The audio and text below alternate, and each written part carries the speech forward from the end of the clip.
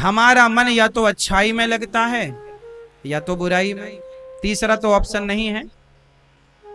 इसलिए कहता हूं अच्छाई की बात सुनो, अच्छाई के साथ रहो और अच्छाई पर चलो। यदि बुराई पर चल पड़े तो समाज में तुम्हारा अपयश भी होता है, धन धान्य भी बर्बाद होता है, जीवन भी समाप्त हो जाता है। इसलिए हम सबको ये जान लेना चाहिए कि अच्छाई क्या है और बुराई क्या है। अच्छा बताओ, अच्छाई क्या है? ये भैया बताओ मूंछों वाले, अच्छाई क्या है? हैं? बुराई क्या है? बुराई किसे कहते हैं? हैं? अच्छाई क्या है और बुराई क्या है? लाल मैया बताओ, अच्छाई क्या है? आपकी सास अच्छी है कि बुरी है? बोलो मेरी माँ। लाल मैया, आपकी सास अच्छी है कि बुरी है? अच्छी है। ऐसा तो नहीं कि कह ना पा रही हो। आपकी सास कैसी है? और जेठानी? जेठानी बुरी है? सबकी जेठानियां बुरी ही होती हैं और सबकी देवरानियां बुरी ही होती हैं। और मैं मानता हूं कि देवरानी और जेठानी बुरी नहीं होती, हम स्वयं बुरे होते हैं।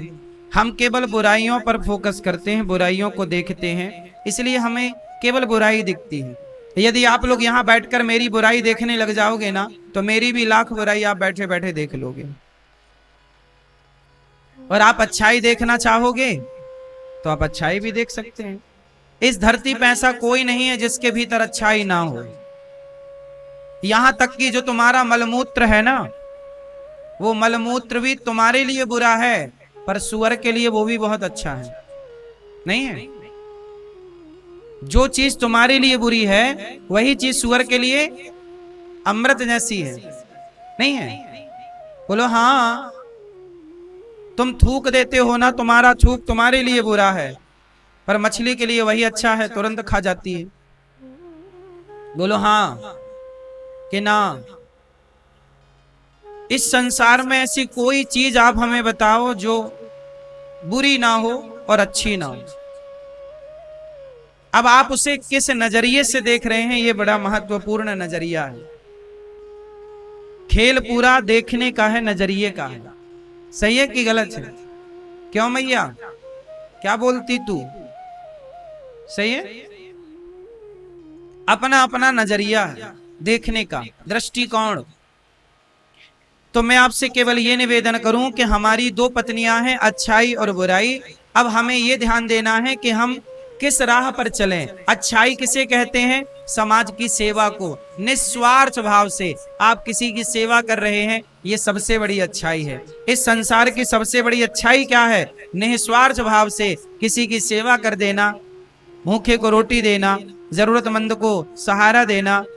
और किसी को दवाई की जरूरत है, आपका कोई स्वार्थ नहीं है, लेकिन आपको कष्ट है कि यार इसके पांव में चोट लगी है, चल भैया मैं तुझे हॉस्पिटल ले चलूं, मैं तेरा इलाज करा दूं। आपने किसी का इलाज करा दिया, दवाई लगा दी, मरहम लगा दिया, कोई स्वार्थ नहीं, आपने बदले में उससे कुछ नहीं चाहा। इससे बड़ा कोई पुण्य नहीं है।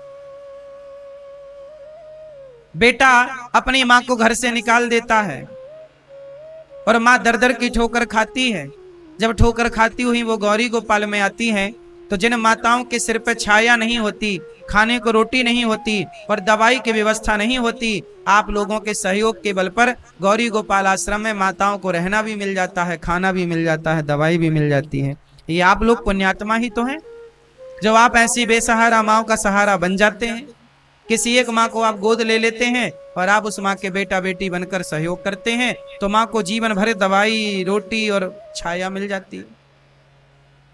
गौरी गोपाल आश्रम में इतनी सारी वृद्ध माओं की सेवा चल रही, क्या है ये? यही है अच्छाई। किसी के काम आना क्या है? अच्छाई। बुराई क्या है?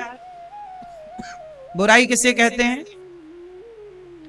बुराई कहते हैं बेवजह किसी का नुकसान करना, किसी के बारे में गलत सोचना, किसी के बारे में गलत बोलना, किसी को रुलाना, किसी को सताना, सब बुराई है। हमारे कारण कोशिश ये करो, भगवान से दिन रात प्रार्थना करो कि हे प्रभु, हे गंगा मैया, हे श्याम सुंदर, ऐसी कृपा करो कि हमारी वाणी से, हमारे मन से, हमारे शरीर से कभी किसी का दिल ना दुखे, हम केवल सबको खुशियां दे सकें। हमारे कारण आपके होठों पे मुस्कान आ गई ना, इससे बड़ा कोई पुण्य नहीं है। हमारे कारण आपके आंखों में खुशी के आंसू आ गए ना, इससे बड़ा कोई पुण्य नहीं है। और हमारे कारण आपकी आंखों में आंसू आ गए बेवजह दुख के, हमारे कारण आप रो पड़े, इससे बड़ा कोई पाप नहीं है। किसी को रुलाना बहुत बड़ा पाप है और किसी को हंसाना बहुत बड़ा पुण्य है। कोशिश करिए कि हम सबको हंसाएं, हम सबको प्रसन्न रखें। हमारी वजह से आपके होठों पे मुस्कान आए, हमारी वजह से आपकी मुस्कान को छीना ना जाए, हमारी वजह से आपकी थाली पे रोटी आए, ये सबसे बड़ा पुण्य है। और हमारी वजह से आपकी थाली की रोटी छिन जाए, ये सबसे बड़ा, बोलो हाँ, हमारी वजह से किसी के सिर पर छाया मिल जाए, किसी को छाया मिल जाए, ये सबसे बड़ा पुण्य है। और हमारे और आपके कारण किसी के सिर की छाया समाप्त हो जाए, ये सबसे बड़ा पाप है। बचो पाप से, जितना पुण्य कर सको कर लो। काम क्या आना है? पुण्य काम आना है। पुण्य के नाम पर पाप करता गया, ना इधर का रहा ना उधर का रहा। वासनाओं में जी जी के मरता गया, ना इधर का रहा ना उधर का रहा।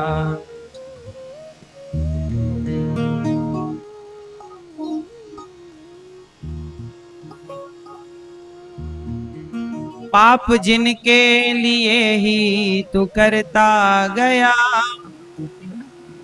तेरे अपनों ने ही मार डाला तुझे। जाल खुद ही बुना, खुद ही फंसता गया, ना इधर का रहा उधर का। ज्यादा होशियार ना बनो, आपकी होशियारी कई बार परेशान कर डालती है आपको।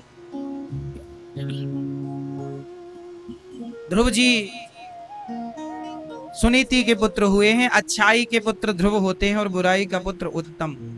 एक दिन ध्रुव जी को जानते हैं आप लोग? सुनीति के बेटा हैं ध्रुव, उत्तानपाद के पुत्र हैं ध्रुव। 5 वर्ष के हैं ध्रुव, बच्चा है 5 साल का। एक दिन ध्रुव जी अपने माँ से बोले, माँ मैं पिता की गोद में बैठने जा रहा हूँ। माँ ने मना किया, बेटा मत जा, तेरे पिता तुझे इतना लाड़ नहीं करते, क्योंकि जो तेरी दूसरी माँ है, सौत माँ, वो दूसरी माँ के बेटे को ज्यादा स्नेह करते हैं, बेटा तू मत जा। ध्रुव जी बोले, माँ मैं जाऊंगा। ध्रुव जी दौड़ कर गए और अपने पिता की गोद में जाकर बैठ गए। सभा लगी थी, दरबार लगा था। जब माँ की आज्ञा ली, मना किया माँ ने, पर 5 साल का बच्चा तो वो तो यही चाहेगा कि मेरा पिता मुझे प्यार करे। वो क्या जाने कि सौत बहुत क्या होता है, सौतेली माँ क्या होती है, ये 5 साल का बच्चा क्या जाने। क्यों? ध्रुव जी गए और अपने पिता की गोद में जाकर बैठ गए। पिताजी की गोद में जब बैठे तो बगल में खड़ी थी ध्रुव जी की सौतेली माँ। उसने देखा कि ये बच्चा आकर के बैठ गया गोद में, आग बबूला हो गई, आंखें लाल लाल, होंठें फड़कने लग गईं, और कुछ ना देखा ना विचार किया, और सुरुचि ने ध्रुव जी का हाथ पकड़ा और नीचे गिरा दिया। ए बालक चल यहां से, आज के बाद इस गोद में मत बैठ जाना।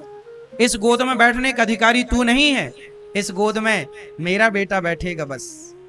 क्यों माँ, मैं क्यों नहीं बैठूंगा? मैं भी तो इनका बेटा हूं। नहीं, तू इनका बेटा है, पर तू मेरे गर्भ से जन्म नहीं लिया, तूने सुरुचि सुनीति के गर्भ से जन्म लिया। जब तू मेरे गर्भ से जन्म लेता तो इस गोद में बैठने का अधिकारी होता। चल यहां से।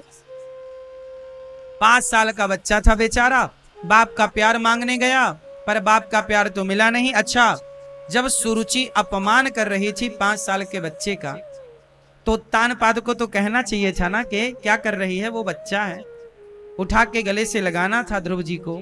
एक पिता, कई बार ना पिता भी पाप कर लेता है। कौन सा पिता ये पाप कर लेता है कि इस बेटे से ज्यादा प्यार करता है, उस बेटे से कम प्यार करता है। जो बच्चे अपने माँ बाप की सेवा नहीं करते वो बच्चे घोर नरक में जाते हैं, लेकिन जो माता पिता भी बच्चों में भेद करते हैं वह माता पिता भी नरक जाते हैं। जब तुमने 2 बच्चे पैदा किए या 4 बच्चे पैदा किए तो बच्चों में फिर भेद ना रखो। उन्हें बंटवारा में जो बनता है उनका हिस्सा वो देना ही चाहिए। भेद ना करो कि एक बेटे को ज्यादा दे दिया, एक बेटे को कम दिया। एक बेटे से ज्यादा प्यार मोहब्बत है माँ बाप का, एक बेटे से बिल्कुल नहीं। नहीं, सबके प्रति प्रेम रखो, तुम माँ बाप हो। यदि तुम ही भेदभाव करोगे तो ईश्वर के यहां जाओगे, भगवान कहेंगे क्यों, तुमने दूसरों के साथ भेद तो किया ही क्या, अपनी औलाद के संग भेद किया। तुम्हें स्वर्ग मिलेगा कि नरक जाओगे। ऐसे ही है, माँ बाप ना बच्चे पैदा कर तो लेते हैं, पर सुनने में यही आता है कि गुरुजी हमारी माँ ना उन भैया, बड़े भैया के संग रहती हैं या छोटे भैया के संग रहती हैं, हम बुलाते हैं कि आओ हम भी आपकी सेवा करें, माँ बाप मना कर देते हैं। कुछ माँ बाप ऐसे होते हैं कि बड़े को ज्यादा धन संपत्ति दे दी या छोटे को ज्यादा धन संपत्ति दे दी, एक को ज्यादा दे दिया एक को कम दे दिया। ऐसे माँ बाप नरकगामी होते हैं। आप लोग ऐसा भेदभाव तो नहीं करते बच्चों में? भाई देखो, बच्चे नालायक हैं माना की, तो बच्चे ही तो नालायक हैं।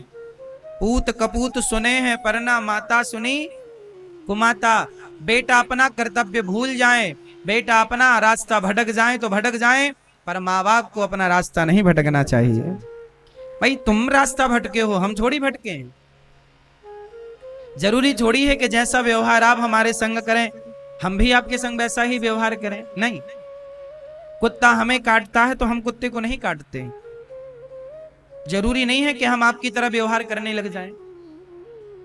ठीक है, कदापि पहली बात तो ये कि बच्चों को चाहिए कि आप अपने माँ बाप के प्रति पूरी श्रद्धा भावना रखो। माता पिता भगवान से कम नहीं है, भगवान ही है माता पिता, लेकिन माँ बाप का भी परम कर्तव्य है कि आप व्यवहार अच्छा रखें। बेटा नालायक है, दुष्ट है, तो आप उसे अलग कर दीजिए। ठीक है, तुम अलग रह भाई, अलग रह, लेकिन फिर भी उसके प्रति आपके भीतर दया भाव बना ही रहे। ठीक है। यहां पर एक दूसरा सवाल और खड़ा होता है कि जब बेटा बाप को मारने लग जाए, जब बेटा मां को मारने लग जाए, तब मां बाप क्या करें? आप बताओ।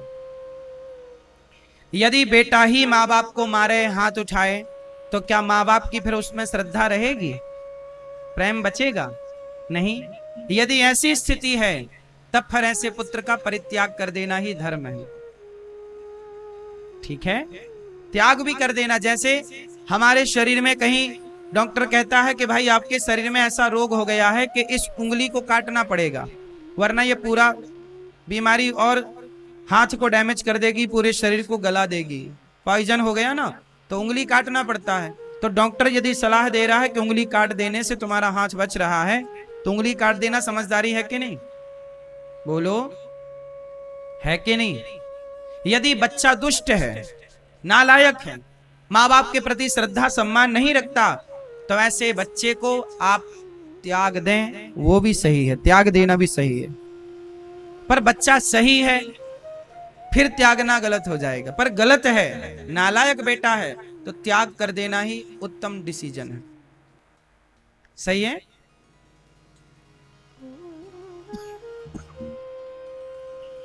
ध्रुव जी महाराज अपने पिता की गोद में बैठने गए।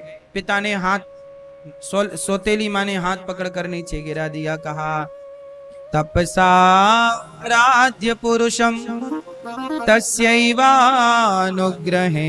में गर्भे त्वं साधयात्मानं यदिच्छसि नृपासनम्।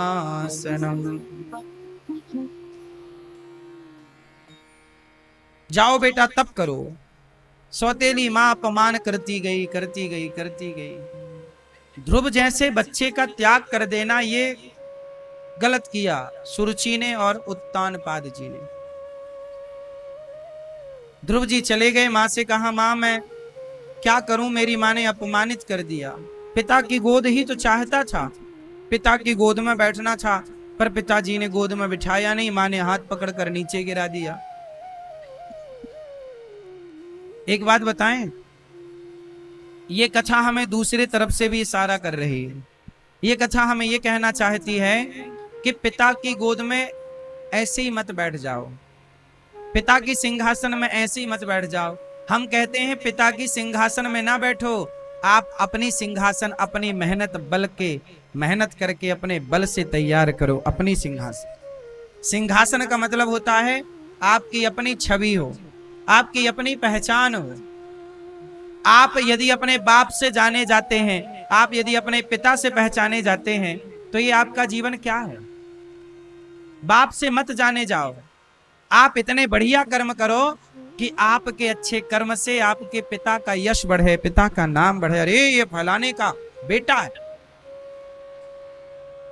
और हम कुछ बच्चे, अरे भैया नहीं जानते हमारे पिताजी का बड़ा नाम है। अरे पिताजी का नाम था, तेरा कितना है ये बता। बाप के नाम की रोटियां कब तक खाएगा? तेरी अपनी क्या पहचान है भाई? इसलिए कहता हूं बाप की सिंहासन पर नहीं बैठना चाहिए, अपनी सिंहासन खुद तैयार करो अपनी मेहनत से। पिता के टुकड़ों पर पले तो क्या पले, सहारों पर जिए। याद रखना साहब, सहारों पर तो मुर्दे चलते हैं, सहारे की जरूरत किसे है? बोलो, सहारे की जरूरत किसे है? मुर्दे को चार कंधों की जरूरत पड़ती है। यदि आपको भी सहारे की जरूरत है तो आप भी मुर्दा हैं, जिंदा हैं तो अपने बलबूते चलना सीखिए, अपने पांवों को मजबूत कीजिए, आप अपनी बुद्धि लगाइए और आपको किसी के सहारे की आवश्यकता ना पड़े, इतना अपने आप को सफल बनाइए। सहारों पर जिए तो क्या जिए, सहारों पर जिए तो क्या जिए इस जिंदगानी को, सहारों पर जिए तो क्या जिए इस जिंदगानी को, सहारा दूसरों को दो, अमर कर लो कहानी को। अगर निर्भर बनोगे दूसरों पर गिड़गिड़ाओगे, तो अपना मान भी सम्मान भी सब कुछ गवाओगे। मैं आज के युवाओं को एक बात कहूं, साहब सच्चा जीवन जीना है, मजेदार बिंदास जीना है ना, तो गलत काम ना करना और बाप के टुकड़ों पर तो कतई ना पलना। बाप के प्रति सम्मान रखो, माँ बाप को पलकों पर बिठाओ, पर बाप की संपत्ति को हाथ मत लगाओ। आपकी इतनी काबिलियत हो कि आप बाप से ज्यादा कर जाएं, कमा जाएं, कहें पिताजी जो आपका है जितना जी करे दान पुण्य कर दो, हम में काबिलियत होगी तो हम कमा लेंगे, हमें किसी की जरूरत नहीं है। जब तुम अच्छा, दूसरी बात यहाँ समस्या ये है कि यदि बच्चे ज्यादा काबिल हो जाते हैं तो फिर वो माँ बाप को समझते नहीं कुछ, फिर वो माँ बाप को इग्नोर करने लग जाते हैं कि यार अब तुम्हारी कोई जरूरत ही नहीं है, हम तो खुद सेल्फ डिपेंड है। ये गलत है। आप बहुत संपन्न बनिए, आप बहुत सफल बनिए, तुम्हारा बाप भी यही चाहता है कि तुम बहुत आगे जाओ। हर पिता यही चाहता है कि मेरा बेटा मेरे से भी आगे जाए। लेकिन बच्चों को अभिमान नहीं करना कि तुम पैसे कमाने लग गए तो अब बाप को ही सम्मान ना दो, बाप की इज्जत ना करो। मैं ये कहना चाहता हूं कि हर जवान भाई को अपने आप को इतना सफल बनाना चाहिए कि तुम्हें बाप के टुकड़ों पर पलने की जरूरत ना हो। क्या कहते हो? सही है? एक बात बताएं, आप जितने नौजवान दोस्त हैं, एक छोटी बात समझिएगा मेरी। आप अपने बच्चों को ना बचपन से एक चीज रटाया करो। आप लोग थोड़ा अच्छे बाप भी तो नहीं बन पाते ना, अच्छी माँ भी तो नहीं बन पाती। बच्चों को आप हर चीज बचपन में देते हैं, देते हैं, देते हैं, देते हैं। कुछ चीजें मत दिया करो। आप अपने बच्चों से कहो, सभी लोग कहना, आप अपने बच्चों से कहो कि बेटा तुम हमें कुछ दोगे। जब बच्चा ना आइसक्रीम मांगता है तो माँ बाप आइसक्रीम दिलाते हैं, बच्चा हलवा मांगता है तो माँ बाप हलवा दिलाते हैं, बच्चा जो चाहता है माँ बाप दिलाते हैं ना। तो तुम बच्चों की सारी इच्छाएं पूरी करते रहे, एक इच्छा तुम भी रखा करो। तुम भी बच्चों से कहा करो। और बच्चों का भी कर्तव्य है कि आप अपने माँ बाप से पूछें कि माँ बाप, सदा आपने हमारी इच्छा पूरी की है, सदा माँ बाप ने कहा है बेटा बता क्या खाना है, बेटा बता कहाँ जाना है, बेटा बता तेरे लिए क्या लेके आऊं। हमेशा माँ बाप बच्चों की इच्छाएं पूरी करते हैं। तो बच्चों का भी कर्तव्य है कि वो अपने माँ बाप से कहें कि पिताजी आपको क्या चाहिए, आपको क्या चाहिए, क्या ला कर दूं, क्या ला कर दूं। तो आप लोग यहां जरूर कहा करो एक चीज, आप अपने बच्चों से कहा करो कि बेटा मुझे कुछ नहीं चाहिए, मुझे कुछ लाकर मत दो, पर मेरी इच्छा है कि तुम कम से कम अपनी इतनी कमाई कर लो कि अपनी कमाई से तुम अपने लिए एक बढ़िया सा घर बनवा लो। मैं चाहता हूं कि तुम एक घर बनवाओ, तुम्हें देना ही है तो तुम अपने लिए एक घर, जब तुम अपने ही खरीदे गए घर में मुझे ले चलोगे तो मुझे लगेगा कि मेरे बेटे ने मुझे सब कुछ दे दिया। बच्चों को एक टारगेट तो दो, गोल तो दो कि तुम्हें ये पाना है। अब आप क्या, बच्चों के पास गोल है ही नहीं, कहाँ जाना, क्या पाना है। आजकल बच्चों को क्या बनना है ये उनको पता नहीं, कहाँ जाना है उनको पता नहीं, कितना कमाना है उनको पता नहीं, माँ बाप ने कुछ गोल दिया ही नहीं। अच्छा एक बात बताओ, आपने देखा होगा बच्चों से कहो ये बॉल है, ये माने ये बॉल है, ये बॉल फेंकी गई, बच्चों से कहा जाए लेके आओ, तुरंत लेके आते हैं कि नहीं। बच्चे दौड़ते हैं, 4 बच्चे खड़े हैं, हमने बॉल फेंकी, सबसे जल्दी कौन लेके आएगा, बच्चे पूरी जान लगाते हैं कि नहीं, मैं लाऊंगा, हाँ या ना। टारगेट है ना, तो दौड़ रहे हैं, टारगेट है ही नहीं। अब आपने बॉल फेंकी नहीं तो बच्चे दौड़ेंगे क्यों। बच्चे तो तब दौड़ेंगे ना जब आप बॉल फेंकोगे, हाँ या ना। बात सही है। आपने बच्चों को दौड़ाया ही नहीं, आप खुद दौड़ते रहे, मैं बॉल लेके आता हूं तू बैठ, मैं सब्जी लेकर आता हूं तू बैठ, मैं कमाता हूं तू बैठ। गलत कर दिया आपने, अपाहिज बना दिया अपने बच्चों को। मेरे पिता ने बचपन से, जब मैं 18 साल का हुआ, 17 साल 18 साल का, तब मेरे पिता ने कहा कि अब घर के दाल रोटी तुम्हें चलानी है, नमक है कि नहीं तुम संभालो, हल्दी है कि नहीं तुम संभालो, रोटी है कि नहीं तुम संभालो। 17-18 साल की उम्र से मेरे कंधे पे घर के दाल रोटी की जिम्मेदारी आ गई। जब पिता ने हाथ खड़े कर लिए, अब मैं कुछ नहीं सपोर्ट करूंगा तुम करो, हाँ, तब फिर मैं मेहनत किया, तब मैंने काम किया। मेरे पिता ने सही निर्णय लिया। यदि मेरे पिता ने भी मुझे कमा कमा के खवाया होता तो मेरे कंधे इतने मजबूत होते ही ना। सही वक्त पर उन्होंने सही निर्णय लिया।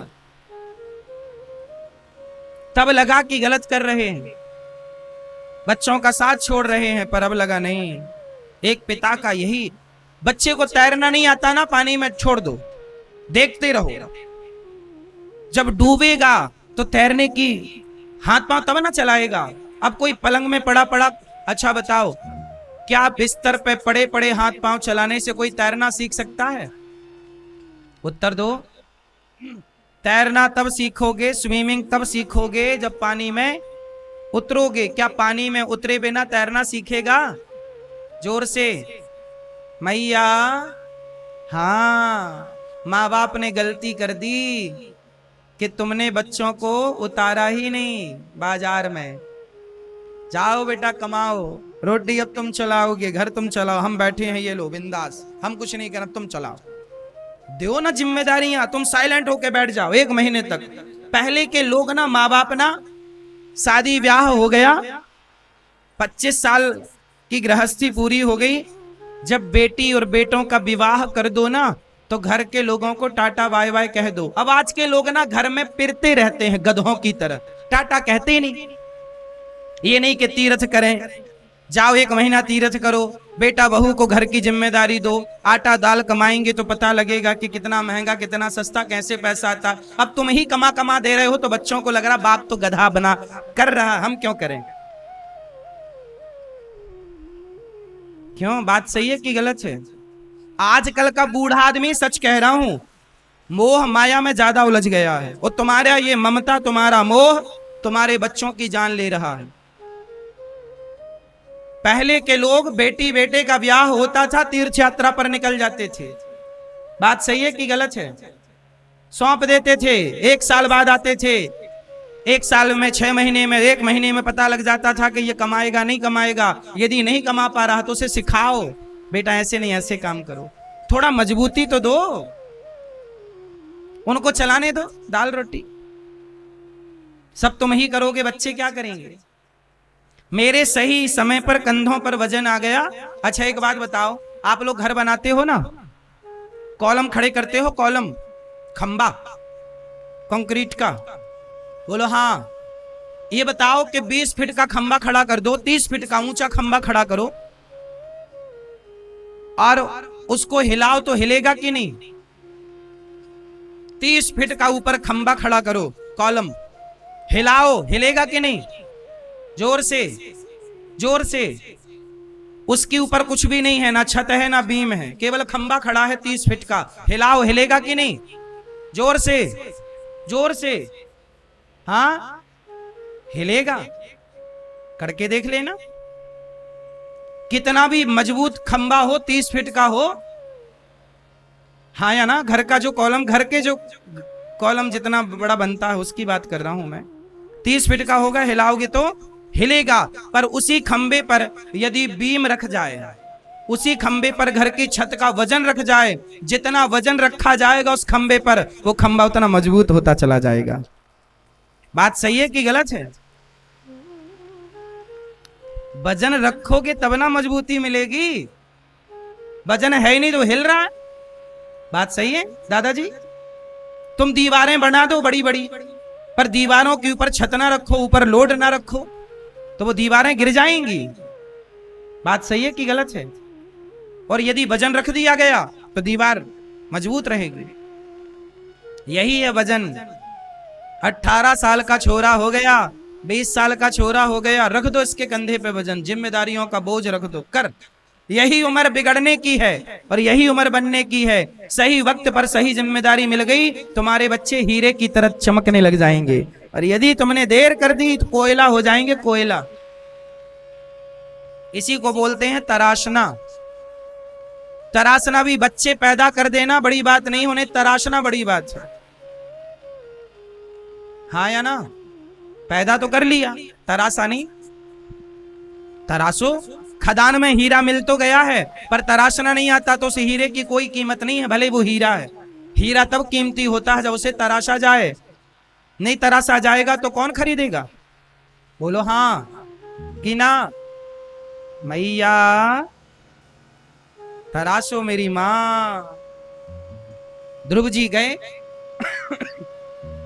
माँ, पिता ने गोद से उतार दिया। माँ ने कहा बेटा तू पिता की गोद में ना बैठ जा, उस परमात्मा की गोद में बैठ जिस परमात्मा की गोद में तेरे पिता ना बैठ सके। धन्य है सुनीति माँ जो अपने बच्चे को इतना पॉजिटिविटी से भर रही है कि बेटा जा तब कर, जाकर क्या कर, तब कर।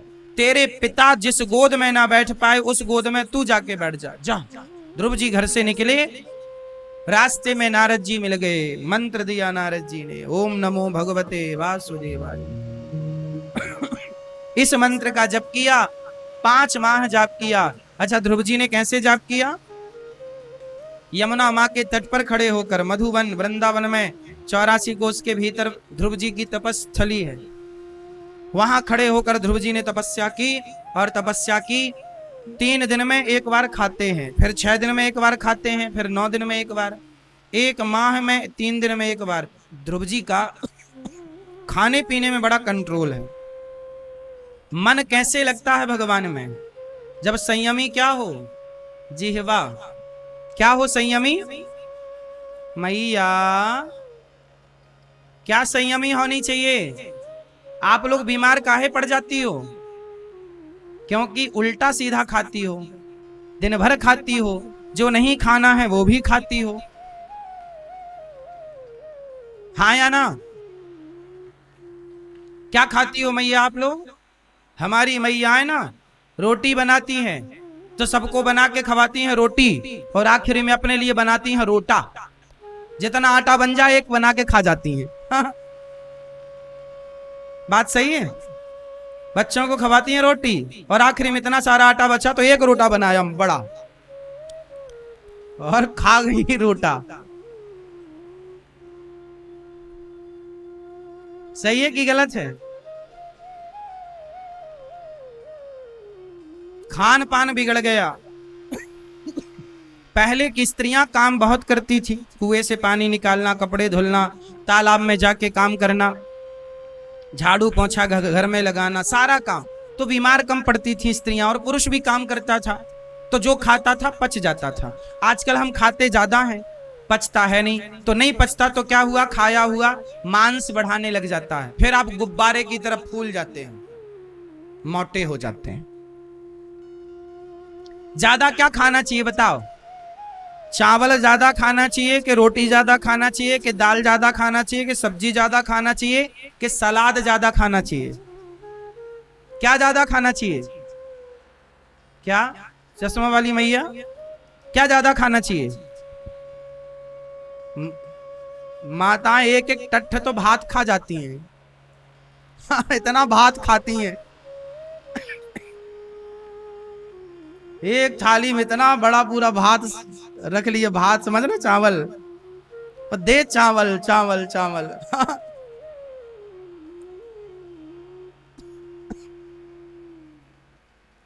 ज्यादा क्या खाना चाहिए? बोलो मेरी माँ। यदि आप दाल पीती हैं, क्या पीती हैं? पहले की माताएं दाल काय में बनाती थी? हैं? भगोनी में, छोटे बर्तन होता था। आजकल काय में बनती है? कुकर में। कुकर भी सीटी मारता रहता है, उसी कुकर ने सबको सीटी मारना सिखा दी। कुकर की बनी दाल और पुराने जमाने की बनी दाल में अंतर है या नहीं? बोलो हाँ। क्या अंतर है? कुकर की दाल में इतना प्रेशर होता है, कुकर का इतना दबाव होता है कि जो दाल में गुड बैक्टीरिया है, जो उसमें विटामिन है, प्रोटीन है, जो भी अच्छी चीजें हैं, वो सारी नष्ट हो जाती हैं। हाँ या ना? भाई दाल हम किसके लिए खाते हैं? दाल में प्रोटीन होता है। क्या होता है? अब वो प्रोटीन तो सारा मर जाता है, क्योंकि इतना प्रेशर दिया ना कुकर से। जबकि पहले की दाल खुली भगोनियों में बनती थी, थोड़ा टाइम लगता था। आजकल मैया लोग जल्दी बनाना चाहती हैं, जल्दी तो बन जाती है दाल, पर वही दाल खा के तुम 2-2 घंटे डॉक्टर के यहाँ लाइन में लगी रहती हो, तो यहाँ से बचा टाइम वहां मैनेज हो जाता है डॉक्टर के पास। हाँ या ना? सही है कि गलत है? इसलिए पुराने जमाने में जिस परंपरा से दाल बनती थी, जिस तरह से चावल बनता था, यदि लंबा जीवन चाहते हो, 50 साल में मरना है, 60 साल में मरना है, तो कुकर का प्रयोग करो। पहले के लोग कितना जीते थे? बोलो, पहले के आदमी कितना जीते थे? जोर से। पहले की औसत आयु थी लगभग 85 और 90। पहले 90-85 तक तो आदमी जाता ही जाता था। बात सही है? और आजकल का आदमी 60-65 में ही टपक रहा है, 70 भी नहीं जा रहे हैं आजकल के आदमी। आपके अड़ोस पड़ोस में जितने मरे होंगे, सबकी उम्र निकालना, सब 70 के अंदर होंगे अधिकांश। 10 आदमी मरता है तो 8 लोग 70 के भीतर मर जाते हैं। 70 मतलब 70 साल के अंदर। बात सही है कि गलत है? बोलो हाँ। क्यों? पहले के लोग 85 जीते थे, 90 जीते थे, और जितना जीते थे ना, स्वस्थ जीते थे। ना तो चश्मा, ना तो घुटनों में दर्द, ना कमर में दर्द, क्योंकि खान पान से समझौता नहीं था। आजकल आप लोग ना इतने आलसी हो गई हो मेरी माँ कि तुम बच्चों की जान लिए पड़ी हो कुकर की दाल खवा खवा के, कुकर का चावल खवा खवा के। तुमने बच्चों की हड्डियों को इतना कमजोर कर दिया कि आज के बच्चे बड़े कमजोर हैं। बोलो हाँ। पहले के आदमी ना बहुत बच्चे पैदा करते थे, बात सही है? सही है। आजकल बच्चा पैदा ही नहीं हो रहा। डॉक्टरों के यहाँ भीड़ लगी है इस बात के लिए कि बहू के बेटा नहीं हो रहा। डॉक्टर बता रहा है कि स्त्री में कमी है, डॉक्टर बता रहा है पुरुष में कमी है। आजकल बच्चा ना होने के केस ज्यादा हैं या नहीं? उत्तर दो।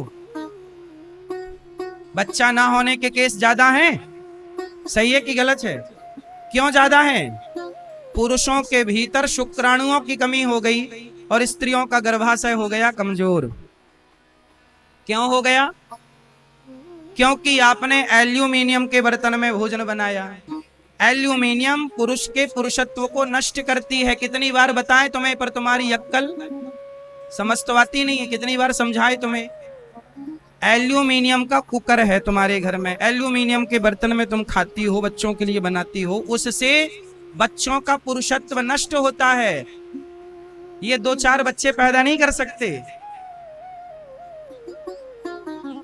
शुक्राणु का ह्रास होता है। समझती नहीं हो मेरी माँ, तुम्हें जल्दीबाजी मची है। पहले के जमाने में बर्तन काय का होता था? मिट्टी का। और काय का बर्तन होता था? पीतल का। हाँ या ना? एल्यूमिनियम का बर्तन जहर है। सर्वे है, पढ़ लेना गूगल पे। सबसे पहले एल्यूमिनियम के बर्तन को अंग्रेजों ने जेलों में लागू किया था। ये जितने क्रांतिकारी लोग थे, इनके शरीर में बड़ी गर्मी थी, तो इनकी गर्मी उतारने के लिए उन्होंने एल्यूमिनियम के बर्तन में भोजन कराया ताकि इनके अंदर की शक्ति समाप्त हो जाए। तो एल्यूमिनियम का बर्तन तो शक्ति ह्रास करता, समाप्त करता, पर तो कौन समझाए तुम्हें? भेड़ चाल चलता है आज का इंसान, समझ दमझ है नहीं। कौआ कान ले गया तो कौए के पीछे भाग रहा है, कान नहीं देख रहा कि कान है कि नहीं। सब एल्यूमिनियम बर्तन बना रहे, तुमने भी खरीद के ले आए। अरे भैया, तवा लोहे का ही अच्छा है, सोने का भी अच्छा नहीं है। और बर्तन जो पुराने जमाने में चावल कांसे के पात्र में बनता था, दाल के लिए पीतल का पात्र होता था। पुराने जमाने की जो परंपराएं हैं, दाल मिट्टी के बर्तन में बने, चावल मिट्टी के बर्तन में बने, तो क्या बुराई है? ज्यादा रहीसी के चक्कर में ना तुमने सब बिगाड़ लिया। उम्र तुम्हारी घट गई, तुम्हारे घर बड़े बड़े हैं, पर बड़े बड़े घरों में पड़े कौन है? बीमार लोग। बड़े बड़े घरों में कौन पड़ा है? सब बीमार पड़े, सब चिल्ला, सब पड़े। और खाओ कुकर का। ज्यादा खाना चाहिए दाल, वो भी कुकर की बनी नहीं, टाइम लगेगा पर वही खाओ। दाल ज्यादा खाओ, साग सब्जियां ज्यादा खाओ, और सबसे ज्यादा खाओ फल, सबसे ज्यादा खाओ ककड़ी, सलाद, टमाटर कच्चा खाओ। मटर का सीजन है, मटर के दाने कच्चे खाओ। सब्जियां जितनी कच्ची खा सको, पालक के पत्ते कच्चे खाओ, गोभी, फूल वाली गोभी थोड़ी कच्ची चबाओ चबाओ, यही फायदा करेगी। पका पका के ये सब तुम्हें पका देंगी। सुन, समझ रहे हो तो समझ लो, नहीं समझना तो फिर तुम्हें कौन समझाए। चलो, ध्रुव जी 3 दिन में एक बार खाते हैं। खान पान अच्छा, पूरी बीमारियों की जड़ है गलत खान पान। तुम पिज्जा खा रही हो, बर्गर खा रहे हो, चाउमीन खा रहे हैं, मोमोज खा रहे हैं। ये दास अनिरुद्ध, आज तक मैंने मोमोज नहीं खाया, मैंने शक्ल नहीं देखी, मोमोज नाम सुना है बस। कुछ होता है मैदे का। सब्जियां खाता हूँ बिंदा, अंकुरित चने में खाता हूँ, चने अंकुरित करके, दाल अंकुरित करके, पपीता खाता हूँ, केला खाता हूँ, दाल पीता हूँ, सब्जियां खाता हूँ। चावल रोटी से भी प्यार कम है। हाँ या ना? आप भी थोड़ा खाओ, ठीक ठीक। पहले के लोग सतुआ खाते थे। क्या खाते थे? सत्तू, मन मिट्ठू, कब घोरूं कब खाऊं। पहले के लोग सत्तू खाते थे, आजकल के छोरा छोरी सत्तू नहीं खाते। हाँ या ना? पहले के लोग मक्खन खाते थे, अब मक्खन नहीं खाते। पहले के लोग घी पीते थे, आजकल घी नहीं पीते। तुम डबल रिफाइंड का तेल खाती हो। तेल में ज्यादा ताकत है कि घी में? अब पहले के आदमी घी पीता था, 100 साल जीता था, अब तुम डबल रिफाइंड तेल खा खा के मर रही हो। कुछ भी खान पान सही नहीं है। मेरी माँ, लंबा जीना है, बच्चों को स्वस्थ रखना है, तो खाने में समझौता नहीं, क्योंकि सब कुछ का मूल है भोजन। क्या है मूल? अरे भोजन अच्छा है तो सब अच्छा है, शरीर अच्छा तो कितने लोग मेरी बात से सहमत हैं कि खान पान ठीक आजकल बिगड़ गया ना? कितने लोग ठीक करेंगे खान पान? करोगे? ठीक करोगे? हाँ, वरना फिर शिकायत होगी कि बेटी का गर्भाशय डैमेज है और पुरुष का ये दिक्कत वो दिक्कत, डॉक्टर बताएगा, लंबी दवाइयां देगा, मरते रहना दवाई कराते कराते। बच्चों को ना मक्खन खवाओ, अंकुरित अनाज खवाओ, बच्चों को लड़कपन में खवाओ ढेर, केला खवाओ, सेब खवाओ। तुम पिज्जा खवा रही हो, मारे डाल रही हो बच्चों को। आप कहते हो महाराज जी बच्चा खुद खा, 2 थप्पड़ मारो। कैसे खाएगा? तिल के लड्डू हम लोग खाते थे, आजकल बच्चे तिल के लड्डू नहीं खाते। ठूसो उनके मुंह में। क्यों? तिल कितना बढ़िया होता है, परंपरा है, खाने पीने की भी एक सिद्धांत है, खान पान भी एक अच्छा है। गाड़ी में आप पेट्रोल की जगह मिट्टी का तेल डाल दोगे ना, इंजन बैठ जाएगा, क्योंकि डीजल पेट्रोल ही उसका भोजन है गाड़ी का। यदि गाड़ी के भोजन के साथ समझौता करके उसकी जगह मिट्टी का तेल डाला जाए तो इंजन बैठ जाएगा कि नहीं? जब गाड़ी बर्दाश्त नहीं करती गलत खान पान, तो तुम्हारा शरीर कैसे गलत खान पान बर्दाश्त करेगा भाई? समझो ना बातों को। कितने दिन चलेगा? फिर मरोगे समय के पहले। और जैसा खाए अन्न वैसा रहे मन, जैसा पिए पानी वैसी बोले वाणी, जैसी राखे शुद्धि वैसी बने। ये सब अच्छी पुरानों की, बड़े बुजुर्गों की कहावतें हैं, हल्के में न लेना, ज्यादा होशियार चंद ना बनो। जो परंपरा है उसको फॉलो करो, ठीक है? वरना फिर नुकसान तुम्हारा ही होगा, हमारा क्या? हम तो समझा रहे हैं। बाद में मत कहना कि हमसे किसी ने कहा नहीं, हम कह तो रहे हैं। ध्रुव जी महाराज को नारद जी ने ओम नमो भगवते वासुदेवाय का जाप दिया, मंत्र का जाप ध्रुव जी ने किया। जाप करते करते करते करते 6 माह, 5 माह पूरे हुए, 6वां माह आया। एक पांव के अंगूठे के बल पर ध्रुव जी खड़े हो गए, प्राण वायु को साध लिया और जो परमात्मा को ओमकार से पुकारा, भगवान इंद्रासन हिल गई, देवता थर थर कांपे। देवता आए, प्रभु क्या हमारा सिंहासन क्यों हिल रहा? भूकंप आ गया क्या? भगवान बोले भूकंप नहीं, मेरा भक्त ध्यान लगाए खड़ा है। एक पांव से श्वास रोक ली तो हड़कंप मच गया। इंद्र बोले तो जाकर दर्शन दो ध्रुव जी को। भगवान बोले ध्रुव जैसे बच्चे को मैं दर्शन देता नहीं, ऐसे ध्रुव जैसे भक्तों का मैं स्वयं दर्शन करना चाहता हूँ। और भगवान दर्शन करने के लिए ध्रुव जी के आगे आकर खड़े हो गए। 5 साल के बालक ध्रुव जी आंख बंद करके खड़े, भगवान सामने खड़े हो गए। देखिए तपस्या में भगवान के नाम में इतना प्रभाव है। जो श्रद्धा से नाम जप करता है ना, तो आपको भगवान की खोज करने जाना नहीं पड़ता। आप नाम जप कर देखो तो सही, श्रद्धा विश्वास से नाम जपो तो सही, तुम जहां हो भगवान वहीं भागे भागे चले आएंगे। शबरी कहीं गई नहीं, राम स्वयं भागे भागे शबरी के द्वारे आ गए। शबरी कहाँ हो माता, दर्शन दो। हाँ या ना? इसका मतलब है कि नाम जप करो। तुम्हारे गुरुजी जो मंत्र देते हैं, श्रद्धा से उस मंत्र का नाम जपो। श्रीमन्नारायण श्रीमन्नारायण श्रीमन्नारायण, बस नाम जपो। वो नाम अपने आप सब चीजें खींच लेगा। कलयुग केवल नाम आधारा, सुमरि सुमरि नर उतरहि पारा। अजामिल ने क्या जपा?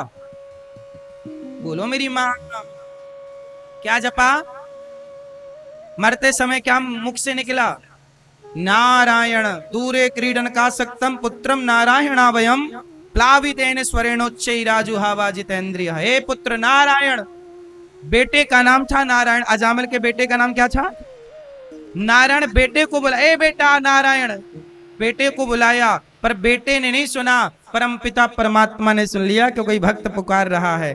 नाम लेत भव सिंधु सुखाही। अरे नाम तुम लेकर तो देखो, तुम्हारे लिए सारे पापों के सागर सूख जाएंगे और तुम पार हो जाओगे। तुम लो तो सही। आजकल लोगों की श्रद्धा नाम पर नहीं है। लोगों से कहो मैया जरा नाम जपो, महाराज जी हम बड़े दुखी हैं। हमने कहा मैया दुखी हो तो नाम जपो। नाम लेते सारा दुख दूर हो जाएगा। अच्छा बताओ, विभीषण ने लंका में नाम जपा, तो नाम जप के प्रभाव से लंका में उन्हें हनुमान जी मिले कि नहीं? भगवान का दर्शन किसके बल पर हुआ विभीषण को? प्रातः काल जब विभीषण जब जागे तो राम राम तेहि सुमिरन कीन्हा, हृदय हरस कपि सज्जन चीन्हा, यही सनहट करिहउ पहचानी, साधु तेहु ही न कारज हानि। विभीषण जागे तो क्या बोले? राम। क्या बोले? लंका में राम राम जपने वाले विभीषण को राम मिल गए, तो गंगा के तट पर रहने वाले भक्त राम राम जपेंगे तो राम ना मिलेंगे क्या मेरी माँ? इसलिए भारत का रहने वाला हूं, भारत की बात, ये भारत हमारा गंगा के तट पर, गंगा के किनारे हम रहते हैं, यमुना सरयू सरस्वती के किनारे हम रहते हैं। इस देश की तो महिमा विशाल है मेरी माँ। तुम नाम जपा करो, खूब नाम, श्रीमन नारायण श्रीमन नारायण। कोई कुछ कहे, मीराबाई ने क्या जपा? नाम। कलयुग केवल, कलयुग केवल, कलयुग केवल नाम आधारा। कलयुग में जो आधार कार्ड है ना, वो तो नाम का ही है। गोस्वामी तुलसीदास जी को पता था कि कलयुग में नाम के लिए आधार कार्ड की जरूरत पड़ेगी, तो तुलसीदास जी ने कह दिया कि ये वाले आधार कार्ड से नहीं, जिस आधार कार्ड में राम का नाम लिखा हो वो आधार कार्ड चलाना। इस आधार कार्ड से यहाँ जाने पहचाने जाओगे, पर राम नाम के आधार कार्ड से वहां जाने पहचाने जाओगे। इसलिए मेरी माँ, खूब नाम जपो, और नाम नहीं जपो तो? एक मैया बोली, गुरुजी मैं बड़ी दुखी हूं। मैंने कहा नाम जपो, सारा दुख दूर होगा। विभीषण का दुख दूर हुआ नाम से, नाम जपने से हुआ। शबरी का दुख दूर हुआ नाम जपने से, केवट का दुख दूर हुआ नाम जपने से, अजामिल का दुख दूर हुआ नाम जपने से, तो हमारा तुम्हारा नहीं होगा? बोले महाराज जी मैं बड़ी दुखी हूँ। मैंने कहा नाम जपा करो। महाराज कुछ और बताओ, कुछ और। मैंने कहा जाओ गंगा जी में कूद जाओ, सबसे बढ़िया। आदमी को विश्वास ही नहीं भगवान के नाम का, श्रद्धा है ही नहीं। इसलिए कहता हूं मैया नाम जपो। मैया आप कितने माला जपती हो रोज? ये मैया तुम कितने माला जपती हो रोज? 2 माला? ये मैया ये मैया कितनी माला रोज जपती हो? हैं? 3 माला? केक हैं? 7 माला? हाँ, धीरे धीरे बोल, कोई सुनना ले कोई सुनना ले। लड़ती हो ना तो पूरा गांव सुनता है। माला कितना जपती हो पूछ रहे हैं तो मैया बोल ही नहीं पा रही। कितना माला जपती हो? 3 माला? कितनी उम्र हो गई आपकी? 70? 40? मैया नाम जपना, तुम मरोगी नहीं, तुम्हारे कपड़े भी उतार लेंगे दुनिया वाले, सोना चांदी सब उतार लेंगे, क्या अब केवल तुम्हारा नाम संग चलेगा। पायो जी मैंने राम रतन धन, तुम्हारे कपड़े भी दुनिया वाले उतार लेंगे मरने के बाद। सोना चांदी जो पहन रखी हो ना, पहले के जमाने माताएं इतना मोटा मोटा चांदी का पाव पहन के रखती थी, बेड़ियां। ओ बहू सास मरी नहीं के बेड़ियों पे दे कुल्हाड़ी कट। मैया नाम जपो, कथा सुनो जवानी में। आजकल तीर्थ यात्रा बुढ़ापे में कैसे करे, कोई पांव में बल ही नहीं बचता। भीड़ इतनी है, एक धक्का मारोगे तो गिर जाओगे। हाँ या ना? तीर्थ करो मस्त जवानी में, बुढ़ापा किसने देखा। तो जितना अधिक नाम जप सकते हो नाम जपना। भगवान ने ध्रुव जी पर करुणा की, ध्रुव जी को दर्शन दिया, स्पर्श गालों पर शंख का कराया। हे प्रभु योंतः मेरे अंतःकरण में प्रवेश कर जाइए, मेरी वाणी आपका गुणगान करती रहे प्रभु। सदा मेरा शरीर, मेरा मन, मेरी वाणी, मेरे हाथ आपकी और आपके भक्तों की सेवा में लगे रहें। इस तरह ध्रुव जी ने वरदान चाहा। भगवान ने 36,000 वर्षों का राज्य दिया, ध्रुव जी पर करुणा की। और ध्रुव जी जब आए तो पिता ने राजा बनाया। ध्रुव जी के भाई को यक्षों ने मारा, ध्रुव जी ने यक्षों को मारकर बदला लिया। मनु जी ने समझाया कुबेर जी ने प्रसन्न होकर के भक्ति का वरदान दिया और ध्रुव जी बड़े आनंद से विवाह इनका हुआ, बच्चे इनके हुए और प्रेम से भगवत चिंतन करते हुए मृत्यु के सिर पर पांव रखकर मां को संग लेकर ध्रुव जी भगवत धाम चले गए। आज भी ध्रुव तारा बनकर चमक रहे हैं। बोलिए भक्त वत्सल भगवान की।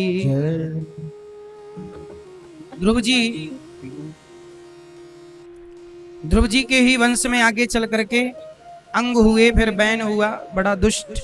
इन्हीं के मंथन से बाद में संतों की करुणा कृपा से भगवान पृथु प्रकट भये, जिन्होंने पृथ्वी का दोहन किया और नाम पड़ा पृथ्वी का। धरा से पृथ्वी, पृथु जी के कारण 10,000 कान मांगे हैं पृथु भगवान ने। न कामये नाथ तदप्य हम क्वचिन। हे प्रभु, जहां आपकी कथा हो बस मैं वहां आपका गुणगान सुनूं, आपकी एक कथा का एक शब्द ना छूटे। 2 कानों में ही 10,000 कानों की शक्ति आ जाए। कथा प्रेमी है भगवान पृथु। श्रवणम, भगवान को, भगवान की कथा को, भगवान के भक्तों की वाणी से सुनना ये बहुत उत्तम है। इनके बाद प्राचीन बरही को नारद जी ने उपदेश किया। प्राचीन बरही हत्या करते थे यज्ञ में पशुओं की। नारद जी ने उनके लिए पुरंजनोपाख्यान की चर्चा सुनाई। एक पुरंजन है, एक पुरंजनी है, एक अविज्ञात है। जिसका कभी ज्ञात ना हो वो ईश्वर अविज्ञात है। पुरंजन मतलब हम जीवात्मा, हम बार बार जन्म और मृत्यु के चक्र में पड़े। आज आप लोग किसी के पति बने, आज आप लोग किसी की पत्नी बनी, अगले जन्म में फिर मरोगी। मैया अगले जन्म में क्या बनोगी आप? क्यों? अगले जन्म में आपको पुरुष बनना है मैया की स्त्री? क्या बनना है? क्या बनना है?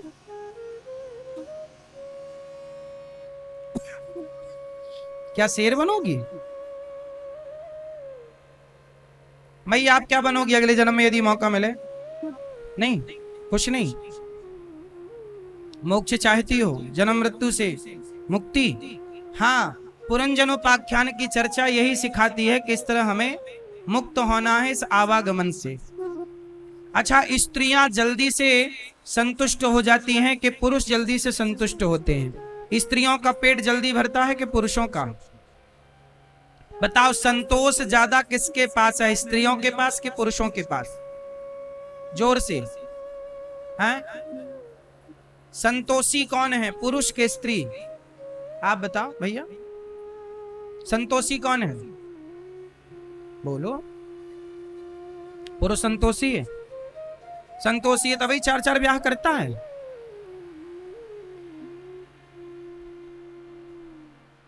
सबसे संतोषी होती हैं स्त्रियां। इतिहास साक्षी है कि पुरुषों ने 4 ब्याह 10 ब्याह भी करे हैं, पर स्त्रियां सदा पतिव्रता, एक पति की पत्नी बनकर जिंदगी गुजारी हैं। स्त्रियों को जरूरत ही नहीं पड़ती दूसरे पुरुष की। कुछ % जो भटक गई हैं उनकी हम बात नहीं कर रहे हैं, वरना स्त्रियां संतुष्ट होती हैं अपने बच्चों से, अपने पति से, अपने परिवार से। पुरुष संतुष्ट नहीं होता। इसलिए बुढ़ापे में स्त्रियों का सिर कैसे हिलता है बताओ? स्त्रियों का सिर ऐसे हिलता, और बुढ़ापे में पुरुषों का सिर सही बोल रहे हो, देख लेना। बुढ़ापे में पुरुष लोग ऐसे सिर हिलाते हैं। भगवान पूछते हैं क्यों, और आओ के संसार में? हाँ हाँ आऊंगा आऊंगा, और आएगा भी ये। और स्त्रियों से भगवान पूछते आओगी? पेट भर गया प्रभु, अब मोक्ष दो, अब मुक्ति दो अपने चरणों में, अब नहीं आएंगे। स्त्रियां परेशान ज्यादा हो जाती हैं। अच्छा, स्त्रियों के परेशान होने का कारण भी है। पुरुष के भीतर भोग ज्यादा होता है, वासना पुरुष के भीतर ज्यादा है, जबकि स्त्री के भीतर मोह ज्यादा है। क्या ज्यादा है? मोह। स्त्रियां बुढ़ापे में भी मेरा पोता, मेरा बेटा, यही चलता रहता उनका। लाठी लेके चल रही है, कमर सीधी नहीं हो रही है, लेकिन मोह माया इतनी, मेरा पोता, मेरा बेटा। ये उम्र तुम्हारी पोता पोता जपने की नहीं, राम राम जपने की उम्र है। श्रीमन नारायण जपने की उम्र है। भगवान का नाम जपो। तुम्हारे मोह के चक्कर में तुम्हारा ध्यान लगा रहता है पोता पोती में। आग लगे थारी पोथी में, ध्यान धरो मारो रोटी में, वही हाल है। कितना भी समझाओ पर तुम्हारा ध्यान कहाँ जाता है? महाराज जी बेटा सुनता नहीं, बेटी सुनती नहीं। ये माताएं दिन भर बेटियों से बात करती हैं, कुछ माताएं पूरा ध्यान बेटी में रखा। इतना ध्यान जो बेटा बेटी में लगाई हो मेरी माँ, अब तुम्हारे बाल भी पक गए, फसल पक चुकी है, कभी भी हार्वेस्टर चल सकता है। अब तो भगवान का मन, भगवान में मन लगाओ। अच्छा ये बताओ, सुबह दीपक जलाना बहुत जरूरी है कि शाम को दीपक जलाना बहुत जरूरी है? दीपक कब जलाना बहुत जरूरी होता है? सुबह ना जले तो चलेगा, दोपहर को ना जले तो चलेगा, और शाम को तो सुबह दोपहर शाम। बोलो सुबह, बोलो सुबह दोपहर शाम। उसी तरह अवस्थाएं तीन, लड़कपन जवानी और, बोलो लड़कपन। लड़कपन है जीवन की सुबह, जिंदगी की। लड़कपन मतलब सुबह, जवानी मतलब दोपहर, और बुढ़ापा मतलब ये तुम्हारा बुढ़ापा जो है ना, ये बुढ़ापा नहीं है, ये जिंदगी की शाम हो गई है। ये जिंदगी की क्या है? शाम। और शाम को दीपक जलाना बहुत जरूरी होता है। अरे लड़कपन में भजन नहीं किया, जवानी में भगवान को भूल गए, ठीक है, पर बुढ़ापे में तो भक्ति का दिया जला लो मेरी माँ, वरना फिर अंधकार में जीवन गुजरेगा। आगे की यात्रा यदि दीपक समय से नहीं जला तो अंधकार। तो शाम होते ही क्या जलाओ? दीपक जलाओ, भक्ति का, प्रेम का। अब धीरे से बेटा बेटी से मन हटाओ, पूरा मन हटाओ, और पूर्ण मन परमात्मा में। जैसे माता कपिल भगवान के दिव्य उपदेश से माता ने, देवहूति माता ने अपना मन पूर्ण रूप से भगवान में समर्पित कर दिया। इतना प्रेम उमड़ा, बेहवल हो गई मां। तो अब ये उम्र है ना पूर्ण समर्पण की। किसकी उम्र है? भगवान के चरणों में। हाँ कुंभ का मेला है बढ़िया, 1 महीना आओ, मस्त यहाँ रहो, खाओ पियो, संतों की कथाएं सुनो, संतों की सेवा करो, कीर्तन करो, गंगा स्नान करो बुढ़ापे में। अब तुम बुढ़ापे में भी घर में रजाई ओढ़े पड़ी हो मेरी माँ, तुम्हें ठंडी लग रही है। अरे महाराज ठंडी लग रही है तो घर पर कौन सी तुम अमर हो जाओगी कि मरोगी नहीं? इसलिए गंगा नहा के मरो। घर में कौन से तुम अमर हो जाओगे? सही है। इसलिए पहले आदमी आजकल निकलते ही नहीं घर से, लाते बातें खा खा करके आदमी घर में ही पड़ा, 100 जूता खाता है बच्चों के, फिर भी घर में मेरा बेटा, मेरा पोता, मेरी पोती। तुम्हारे इस दुख का तुम ही कारण हो, ये जो तुम्हारा मोह है, यही है मोह। इसे थोड़ा त्यागो, भगवान में चित्त लगाओ मेरी माँ। अगले जन्म में क्या बनोगी? पुरुष का चिंतन करोगी, मेरे पति का क्या होगा, पति का, तो अगले जन्म में आदमी बन जाओगी। ये जितने पुरुष बैठे हैं ना पिछले जन्म में सब स्त्री थे अधिकांश। ये जब मरे तो स्त्री का, पुरुष जब मरता है ना स्त्री का चिंतन करता है। तो आप जितनी स्त्रियां हैं ना पिछले जन्म में आप पुरुष थी। स्त्री का मेरी पत्नी पत्नी पत्नी करके मर गई, खुद पत्नी बन के बैठ गई। और पुरुष पत्नी पत्नी करता मरता है। पुरुष पुरुष पत्नियां मरती हैं तो पुरुष पुरुष करती मरती, मेरे आदमी का क्या होगा, खुद आदमी बने बैठे। यही चलता है क्रम, जन्म पुनरपि जननम पुनरपि मरणम पुनरपि जननी जठरे शयनम, यही चलता जन्म मृत्यु जन्म मृत्यु। इस जन्म मृत्यु से ही बचना है तो क्या करना पड़ेगा? भगवान के चरणों में समर्पण करना पड़ेगा। जब समर्पण होगा तो जन्म मृत्यु से बचेंगे। कबीर जी यही तो कहते हैं, कबीरा चलती चक्की देख कर दिया कबीरा रोए, 2 पाटन के बीच में साबुत बचाना। सब मर रहे हैं जन्म मृत्यु के चक्र में, लेकिन कबीर जी का बेटा कमाल बोला, पिताजी मत रोइए, चलती चक्की चलने दे, पिस पिस आटा होए, और कीले माही जो रहे सो बाल न बांका होए। जो एक भगवान के आश्रित हो जाता है, जन्म मृत्यु का पहिया उसका कुछ नहीं बिगाड़ सकता। जो ईश्वर के आश्रित है उसका कौन बिगाड़े? इसलिए मेरी माँ कल्याण करो। दिव्य पुरंजनोपाख्यान की चर्चा नारद जी ने सुनाई। राजा का अज्ञान मिटा और भगवान की शरणागति करके भगवान की प्राप्ति हुई। प्रियव्रत जी का विवाह विश्वकर्मा की पुत्री बरहिष्मति से हुआ है ना। बरहिष्मति से जब इनका विवाह हुआ, इन्हीं के वंश में आगे चल के भगवान श्री आग्नेयद्र हुए, फिर नाभि अंग भगवान ऋषभदेव जी हुए। जिनके 100 पुत्र हुए, सबसे बड़े का नाम भरत। भगवान ऋषभ देव जी से ही जैन परंपरा स्टार्ट हुई। भगवान ऋषभ देव जी 24 अवतारों में एक अवतार हैं। उन्होंने भगवान का चिंतन किया और अपना कल्याण किया। उनके पुत्र सबसे बड़े भरत जी एक दिन प्रजा को समझा रहे थे। ऋषभ देव जी ने समझाया कि नायम देहो देह भाजाम नृलोके कष्टान कामान न रहते बिडभुजाम ये तपो दिव्यम पुत्र का ये न सत्वम।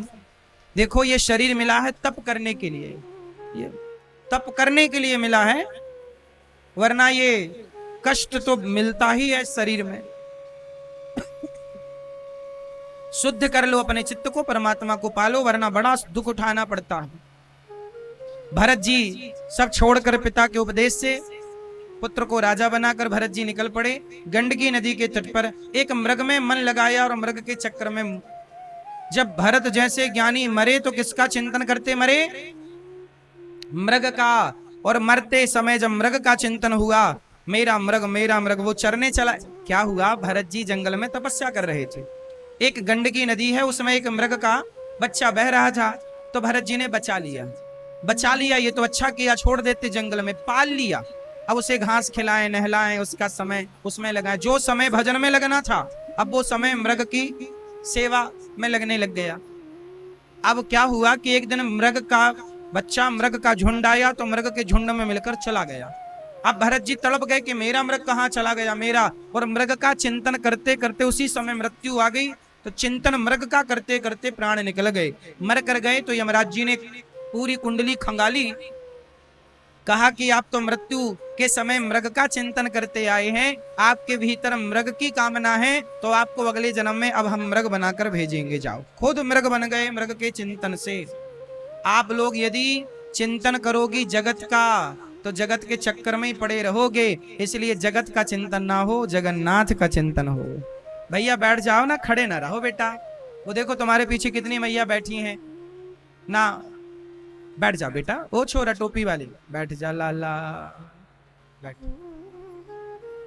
मैया जा रही हो? ओ चश्मा वाली मैया जा रही हो? टाटा,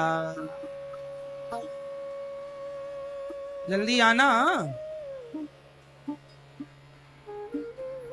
सुनो, मरते समय किसका चिंतन होना चाहिए? जोर से, किसका? मरते समय अंते नारायण स्मृति, अंत में भगवान श्रीमन नारायण की क्या हो? स्मृति हो। यदि अंत में भगवान का स्मरण है, अंत में प्रभु का स्मरण करते यदि प्राण गए, तो यही जीवन की सार्थकता है कि मरते समय हमारे मुख से प्रभु का नाम निकला। तो आप लोग भगवान का नाम जपा करो। फिर क्या हुआ? अजामिल जैसे भरत जी जैसे ज्ञानी मृग बन गए, मृग का शरीर छोड़ा, तीसरे जन्म में मनुष्य बने। लेकिन अब चुप हैं, समाज उन्हें जड़ कहने लग गया, मूर्ख। भरत जी के नाम से फिर जाने गए जड़ भरत। फिर इन्होंने राजा रघुगण को उपदेश किया। गंगा सागर जा रहे थे राजा रघुगण, भरत जी को पालकी, कहार बीमार पड़ गया तो भरत जी को पालकी में लगा लिया। भरत जी चीटा चीटी बचा बचा के चल रहे। ऐसी छलांग मारी भरत जी ने कि राजा रघुगण के सिर की पालकी टकराई, पालकी सिर पे टकराई, रक्त आ गया। राजा रघुगण ने कहा, क्यों रे, वहां तो छल कूद कर रहा, जानता नहीं मैं कौन हूं? भरत जी ने कहा, आज इस मूर्ख को उपदेश करना ही पड़ेगा, ज्ञान देना ही पड़ेगा। अच्छा ये बताओ मैया, मैया ध्यान से सुनो मेरी माँ, ओ पंचायती माँ, ए छोरी बैठ जा बेटा, जाओ जल्दी फिर भागो। तो बैठो चुपचाप।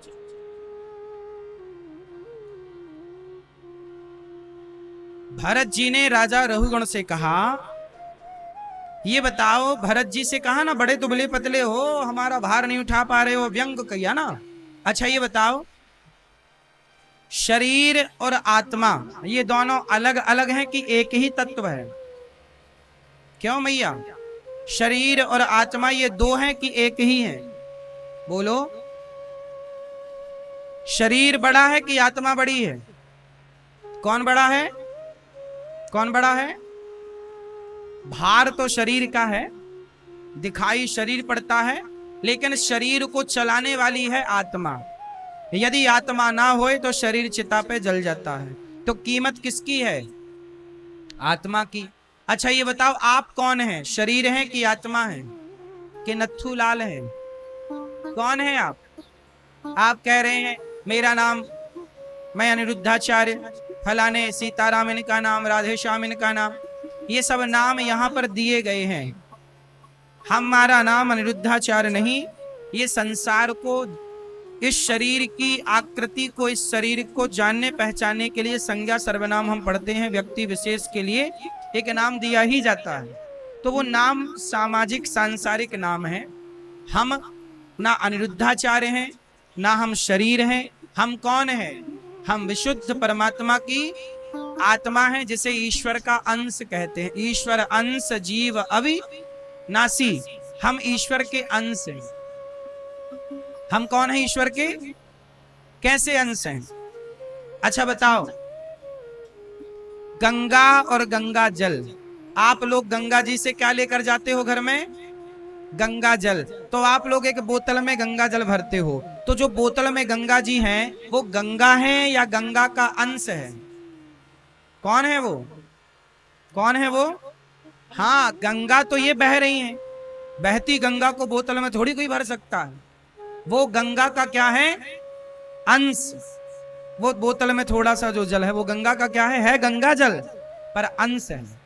उसी तरह अंशी है गंगा, अंश है बोतल का जल। उसी तरह ईश्वर है हम सबके अंशी, और हम हैं उस ईश्वर के अंश। हम हैं बोतल भर पानी, ये मान लो, गंगा का बोतल भर पानी, तो हम ईश्वर के अंश हैं। ईश्वर की शक्ति से ही हम और आप यहां पर हैं, दूसरी कोई शक्ति नहीं। अब यहां पर यह बात समझना बहुत जरूरी है कि हम जो आत्मा है, वो आत्मा का स्वरूप क्या है। अच्छा बताओ, आत्मा कैसी दिखती है? आत्मा का क्या खेल है शरीर में? क्या रोल काल है? बोलो मेरी मां। आत्मा का काम कितना है? जैसे ये लाइट, जब लाइट आती है ना तो माइक चलने लग जाता है, लाइट आती है तो मोबाइल चार्ज होने लग जाता है, लाइट आती है तो पंखा चलता है, लाइट आती है तो हीटर चलता है, लाइट आती है एसी चलती है, वॉशिंग मशीन चलती है। लाइट ना हो तो कूलर पंखा चले। उसी तरह जैसे लाइट का रूप रंग क्या है? बताओ, लाइट कैसी दिखती है? बिजली कैसी दिखती है? कोई आकार है? बोलो। बिजली ठंडी है कि गर्म है? ना ठंडी है ना गर्म है।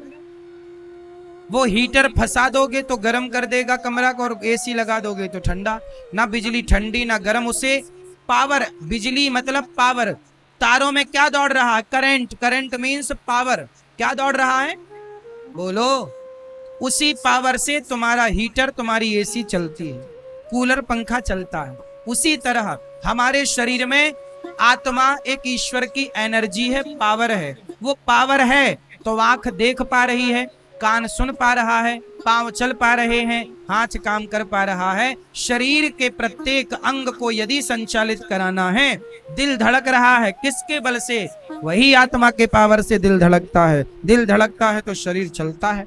तो कुल मिलाकर के हमारे शरीर में आत्मा एक बिजली की तरह, जैसे बिजली का कोई रूप रंग नहीं होता, उसी तरह आत्मा हम सबके भीतर है, पर वो ईश्वर का अंश है। ईश्वर के द्वारा ही शक्ति हम सबको मिल रही है देखने की। इसलिए ये जो देख रहे हो ना, ये आप नहीं देख रहे। सच्चाई तो ये है कि आपकी आंखों से भगवान ही देख रहे हैं। कान सुन रहे हैं आप नहीं, आपके कानों से ईश्वर ही सुन रहे हैं। इसलिए अच्छी चीजें देखो, अच्छी चीजें सुनो, क्योंकि हर समय ईश्वर ही देख और सुन रहे हैं। ठीक है?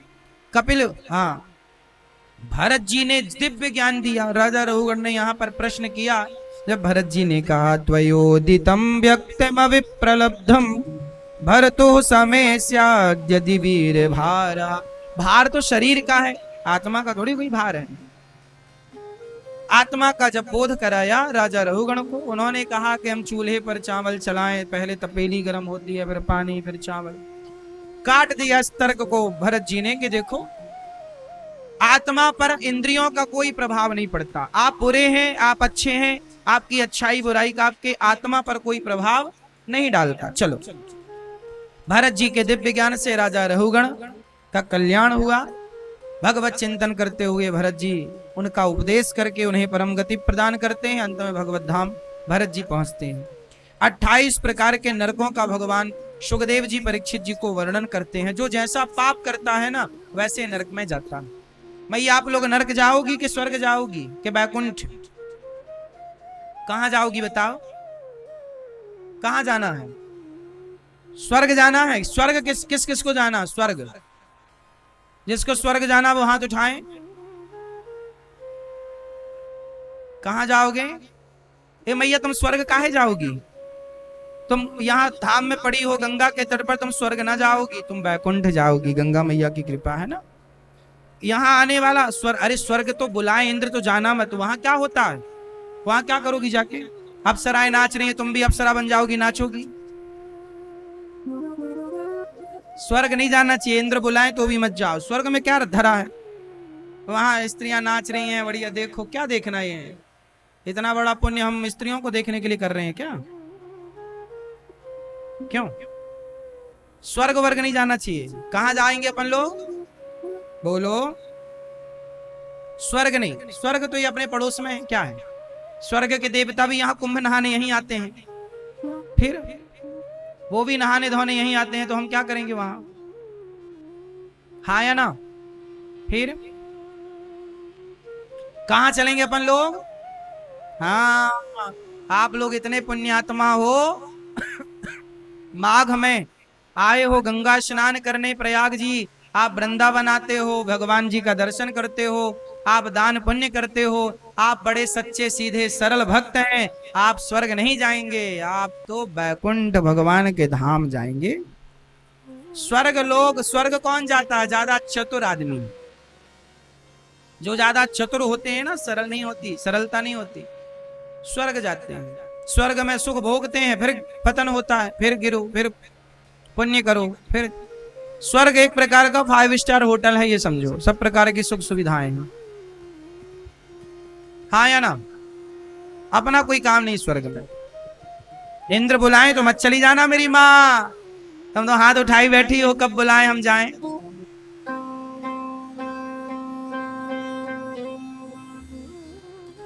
कोई पापी व्यक्ति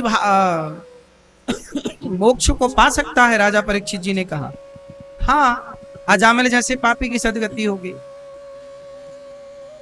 कान्य कुब्जे ध्वजः कश्चित् दासी पति रजामिलः नाम्ना नष्ट सदाचारो दास्याः संसर्ग दूषितः। कान्य कुब्ज ब्राह्मण अजामिल सदाचार इनका नष्ट हो गया। क्यों? दास्याह संसर्ग, एक दासी एक पराई स्त्री से संबंध जोड़ लिया। जब आप एक पर नारी के चक्कर में पड़ते हैं तो आपका सदाचार नष्ट हो जाता है, दूषित हो जाता है। अजामिल पापी, भगवान का नाम धोखे से भी नहीं निकल रहा, पर संतों की कृपा हुई। संतों ने कहा, अजामिल तुम अपने पुत्र का नाम नारायण रख लो। अजामिल ने भगवान का नाम मरते समय जब लिया, पुत्र को बुलाया। दूरे क्रीडन का सक्तम पुत्रम नारायणा वयम प्लावितेन स्वरेणोच्चैराजु हावाजितेन्द्रिया। जब पुकारा पुत्र को, पुत्र ने नहीं सुना, परम पिता परमात्मा ने सुन लिया। 88 वर्ष की उम्र में अजामिल ने पुकारा। भगवान ने, पार्षदगण आए, यमदूतों को फटकारा, किसने भगवान का नाम लिया, ऐसे क्यों ले जा रहे हो? यमदूतों ने कहा, महाराज इसने सारी जिंदगी पाप किया है। भगवान के पार्षदों ने कहा, अजामिल ने भली सारी जिंदगी पाप किया हो, पर जो पापी से पापी भगवान का नाम लेता है वह पुण्यात्मा हो जाता है। यह नाम की महिमा है। किसकी महिमा है? काम करते रहो, नाम जपते रहो, मन से गोविंद गोपाल गाते रहो। अजामिल को यमदूतों से छुटकारा दिलाकर पार्षदों ने 12 वर्ष की आयु और दी। उस 12 वर्ष में अजामिल ने खूब जप तप किया, हिमालय में जाकर खूब भगवान का, उसने सोचा कि एक नाम लिया तो इतना कल्याण, अनेक नाम जपेंगे तो कितना होगा। अजामिल ने खूब नाम जपा और अंत में भगवत धाम के अधिकारी हो गए केवल नाम के प्रभाव से। हमें कुछ नहीं आता वेद पुराण इत्यादि, हमें कुछ नहीं आता ज्ञान बयान, कोई बात नहीं आए तो सीताराम सीताराम जपना तो आता होगा। शबरी माता, दो गोस्वामी तुलसीदास जी लिख रहे हैं, कब शबरी काशी को धाई, कब पढ़े आई गीता, साचे मन के मीता, रघुवर साचे मन के मीता। कब शबरी काशी को धाई, शबरी कब काशी पढ़ने गई, कब ज्ञान हासिल किया, लेकिन वो बिना ज्ञान की शबरी गुरु वचनों पर चली और राम नाम जपी तो देखो राम द्वार पर पहुंच गए ना। ये है जप की महिमा। कुछ ना आवे तो घबराओ मत, सीताराम सीताराम राम नाम अवलंबन एक अवलंब एक सहारा राम नाम का। हमारे पास कुछ नहीं है, केवल भगवान के नाम का बल है। श्रीमन्नारायण श्रीमन्नारायण, नारद जी क्या जपते हैं, श्रीमन्नारायण। नारद जी के पास कौन सा बल है। ये ज्ञान व्यान तो बाद में आ ही जाएगा। जब ध्रुव जी ने तप किया, नाम जपा तो भगवान ने स्पर्श करा तो दिया शंख, हो तो गए ज्ञानी। कौन सा ज्ञान, भगवान की कृपा से तो मिल ही जाना है। पहले नाम निष्ठा तो हो, भगवान का नाम तो जपो श्रद्धा से, बाकी तो सब मिल ही जाएगा। मेरी माँ, अच्छा पति मिल जाएगा, बच्चे मिल जाएंगे, सब मिलेगा। तुम भगवान का नाम जपो श्रद्धा से। क्या चाहिए मैया आपको, भगवान आपको मिले तो आप क्या मांगोगी, अच्छा बताओ मैया। ओ मेरी माँ, ये मांगने खड़ी हो गई क्या भगवान से, क्या मांगोगी बताओ। यदि भगवान आपके सामने आएंगे तो क्या मांगोगी आप बताओ। लो मैया बैठ गई, नहीं मांगेंगे महाराज जी कुछ।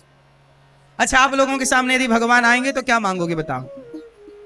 क्या भगवान से क्या मांगोगे, क्या भगवान से क्या मांगना।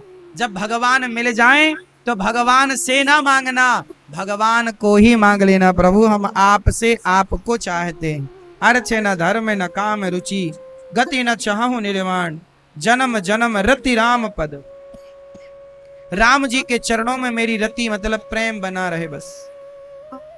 हे नाथ, मैं आपको कभी भूलू नहीं। बोलो हे श्रीमन्नारायण, हे श्रीमन्नारायण, मैं आपको कभी भूलू नहीं। हे नाथ, सदा हम आपका स्मरण करें। ऐसी कृपा करो प्रभु कि आप हमारे दिल से हृदय से कभी जाओ ना। सब कुछ छूट जाए पर सदा मेरी वाणी सदा प्रभु आपका नाम जपती रहे, सदा मेरे कान आपका गुणगान सुनते रहे, सदा मेरे हाथ दीन दुखियों की सेवा में बढ़ते रहे, सदा मेरे पांव हर साल हे गंगा मैया ऐसी कृपा करना कि माघ महीने में आकर के हर बार आपका दर्शन लाभ लूं, हर बार प्रयाग नहाऊं, हर बार वृंदावन का दर्शन करूं, हर बार गिरिराज जी की परिक्रमा करूं। भगवान से यही कहो, हे प्रभु बार बार हम धाम आते रहें, बार बार गंगा दर्शन करते रहें, बार बार वृंदावन जी की परिक्रमा करें, बिहारी जी का दर्शन करें, गिरिराज जी की परिक्रमा करें, बार बार गौरी गोपाल आए, बार बार प्रभु हम सेवा के योग्य बने, हम सेवा करें हाथों से, बार बार हमसे पुण्य हो, बार बार अच्छा काम हो। जब तक प्राण है, हम जिस साल मरे उस मरने के वर्ष भी हम माघ का स्नान करने जरूर आए गंगा जी, हम जरूर प्रयागराज जी आए, हम जरूर प्रभु का दर्श परस करें। हाँ, भगवान का नाम वाणी लेती रहे और लेते लेते जीवन पूरा हो। हे प्रभु ऐसी कृपा करो कि आखिरी समय तक आपका दर्शन हो, बिस्तर में ना पड़ जाएं कि बस चलने का मन तो है पर चल नहीं पा रहे हैं। जितना भगवान जीवन दें इतना जीवन दें कि चलता फिरता जीवन हो, बिस्तर पर पड़ा हुआ जीवन बोलो ना हो। भगवान से यही प्रार्थना करो, हे प्रभु इतनी सी प्रार्थना, इतनी कृपा सांवरे बनाए रखना, इतनी कृपा सांवरे मरते दम तक सेवा में लगाए रखना, मरते दम तक। कितने लोग चाहते हैं कि हम मृत्यु के आखिरी दिनों में भी तीर्थ यात्रा करें और दान पुण्य करते करते ही फिर हमारा जीवन पूरा हो। हाँ, घर में पड़े पड़े जीवन पूरा ना हो। मरना भला है दूर का, जहाँ न अपना कोई, पशु पक्षी भोजन करे, कोटि यज्ञ फल हो। घर में मरना अच्छा नहीं होता। घर में मरोगे घर वाले मरने ही नहीं देंगे, हाथ पांव हिला के पकड़ पकड़ भैया हमें पहचानो हमें। घर में मरोगे ना लोग कहेंगे हमें पहचानो, कोई ना कहेगा कि भगवान को पहचानो, सब कहते हैं हमें पहचान। क्या करेंगे तुम्हें पहचान के? क्यों मैया, किसे पहचानना चाहिए मरते समय? भगवान को। पर दुनिया वाले मरते समय क्या बोलते हैं? हमें पहचानो, हमें हमें। अरे राम राम, नहीं पहचान रहा, लगता गया। तो ये दुनिया वाले ना, जब हम जिंदा होते हैं कोई नहीं आता, मर जाए तो भीड़ लग जाती है। जिंदा थे तो लोग पांव पकड़ पकड़ के खींच रहे थे, मर जाने के बाद ना कंधों पे उठा उठा के ले जाते हैं। क्या जमाना है। जीते जी आदमी एक फूल नहीं देता, मरने के बाद फूलों की माला पहनाता। जिंदा थे एक रुमाल नहीं दिया, मर गए तो शॉल चादर उड़ाई जा रहा है। क्या बताएं, सारा सुख मरने के बाद ही मिलता है। क्यों? जिंदा थे तो प्यार की दो बातें करने का समय नहीं था, मर गए तो बैठ के आंसू बहा रहे। हाँ या ना? सच्ची है ये बात। जब आपकी जरूरत पड़ती है तब लोग साथ नहीं देते, और जब मर जाते हैं तो लोग रोते हैं। हम कहते हैं आप लोगों से कि अनिरुद्धाचार्य जब मरे तो आप लोग रोना मत। हमारे मरने पर रोने की जरूरत नहीं है। जब तक हम जिंदा हैं तो अच्छे काम आप करिए, और अच्छे काम यदि ये दास अनिरुद्ध कर रहा है, वृद्ध माओ की सेवा, अखंड अन्न क्षेत्र की सेवा, तो जीते जी साथ दीजिए। मरने के बाद रोने की जरूरत नहीं है। क्या जरूरत है रोने की? हम मरे तो रो के क्या पाओगे? हमें रोने वालों की भीड़ नहीं लगानी, साथ देने वालों की जरूरत है। साथी बनो। रो करके क्या होगा? कितनी कृपा सांवरे बनाए रखना, और मरते दम तक सेवा में, बस मरते दम तक प्रभु आपकी और आपके भक्तों की सेवा करता रहूं। आप भी भगवान से यही कहो, हे प्रभु हम मरते दम तक आपकी सेवा करते रहें, हमेशा आपकी और आपके भक्तों की सेवा करते रहें। अजामिल जैसे पापी का उद्धार हुआ, इंद्र के हाथों वृत्तासुर का उद्धार हुआ। वृत्तासुर के उद्धार की पावन चर्चा सुखदेव भगवान ने परीक्षित जी को सुनाई। यह वृत्तासुर पिछले जन्म में चित्रकेतु था, श्राप के कारण वृत्तासुर बना और आज उद्धार हुआ। जब जब हो ये धर्म की हानि, बाढ़ असुर अधम अभिमानी, तब तब धरी प्रभु विविध शरीरा। एक बार भैया बैठ जाओ मेरी माँ। एक बार भगवान ने प्रहलाद जी की रक्षा के लिए खंबा तोड़कर, नृसिंह भगवान खंबा चीर कर खंबा तोड़ करके प्रकट भये। प्रहलाद जी के कारण। परीक्षित जी ने कहा प्रहलाद जी तो हिरण्यकश्यप के पुत्र हैं, फिर भला एक पिता अपने पुत्र का दुश्मन कैसे हो गया? तब पूरी कथा सुनाई कि एक बार की बात है, हिरण्यकश्यप तपस्या करने गया, एक तोता आकर नारायण नारायण जपने लगा। हिरण्यकश्यप को लगा कि आज का दिन ठीक नहीं है। घर आए तो कयाधु ने पहली बार अपने पति को आया हुआ देखकर पूछा कि प्रभु आज जल्दी आ गए। जय जय जय। पूज्य महाराज जी अनंत विभूषित श्री गया पीठाधीश्वर जगत गुरु श्री रामानुजाचार्य स्वामी श्री वेंकटेश प्रपन्नाचार्य जी महाराज आए हैं। आपका बहुत बहुत स्वागत। आपके श्री चरणों में दास की कोटि कोटि चरण रज को प्रणाम करता हुए दास अपने आप को कृतार्थ कर रहा। पूज्य संतों का दरस परस समय मिला। हमारे पूज्य ऋषि भैया भी साथ में हैं, कथा सुन रहे हैं बड़ी देर से। ऐसे महापुरुषों के बीच में बैठ करके कुछ कहने का अवसर मिल रहा, ये बड़ी कृपा है।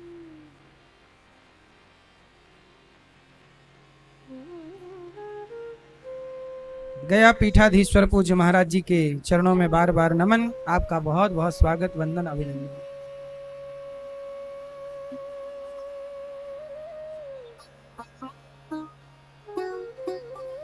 पूज्य संतों को प्रणाम।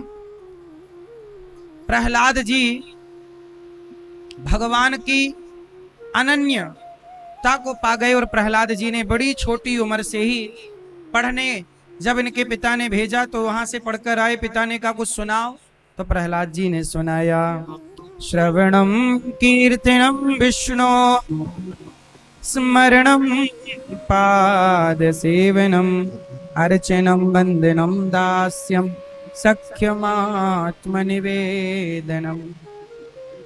नवधा भक्ति सुनाई। श्रवणम, भगवान की कथा सुनना पहली भक्ति है। मैया, भक्ति कितने तरह की होती हैं? मैया, ओ मैया, लाल पीली मैया, बैठो मेरी माँ, आगे ना खड़ी हो जाओ मेरी माँ, बैठ जाओ। मैया बैठो मेरी माँ, भैया सफेद मूछों वाले दादाजी बैठो प्रभु, बैठ जाओ। ए मैया, पतंग की पूंछ बनी खड़ी हो मेरी माँ, बैठ जाओ, बैठ जाओ जल्दी अपनी जगह पर।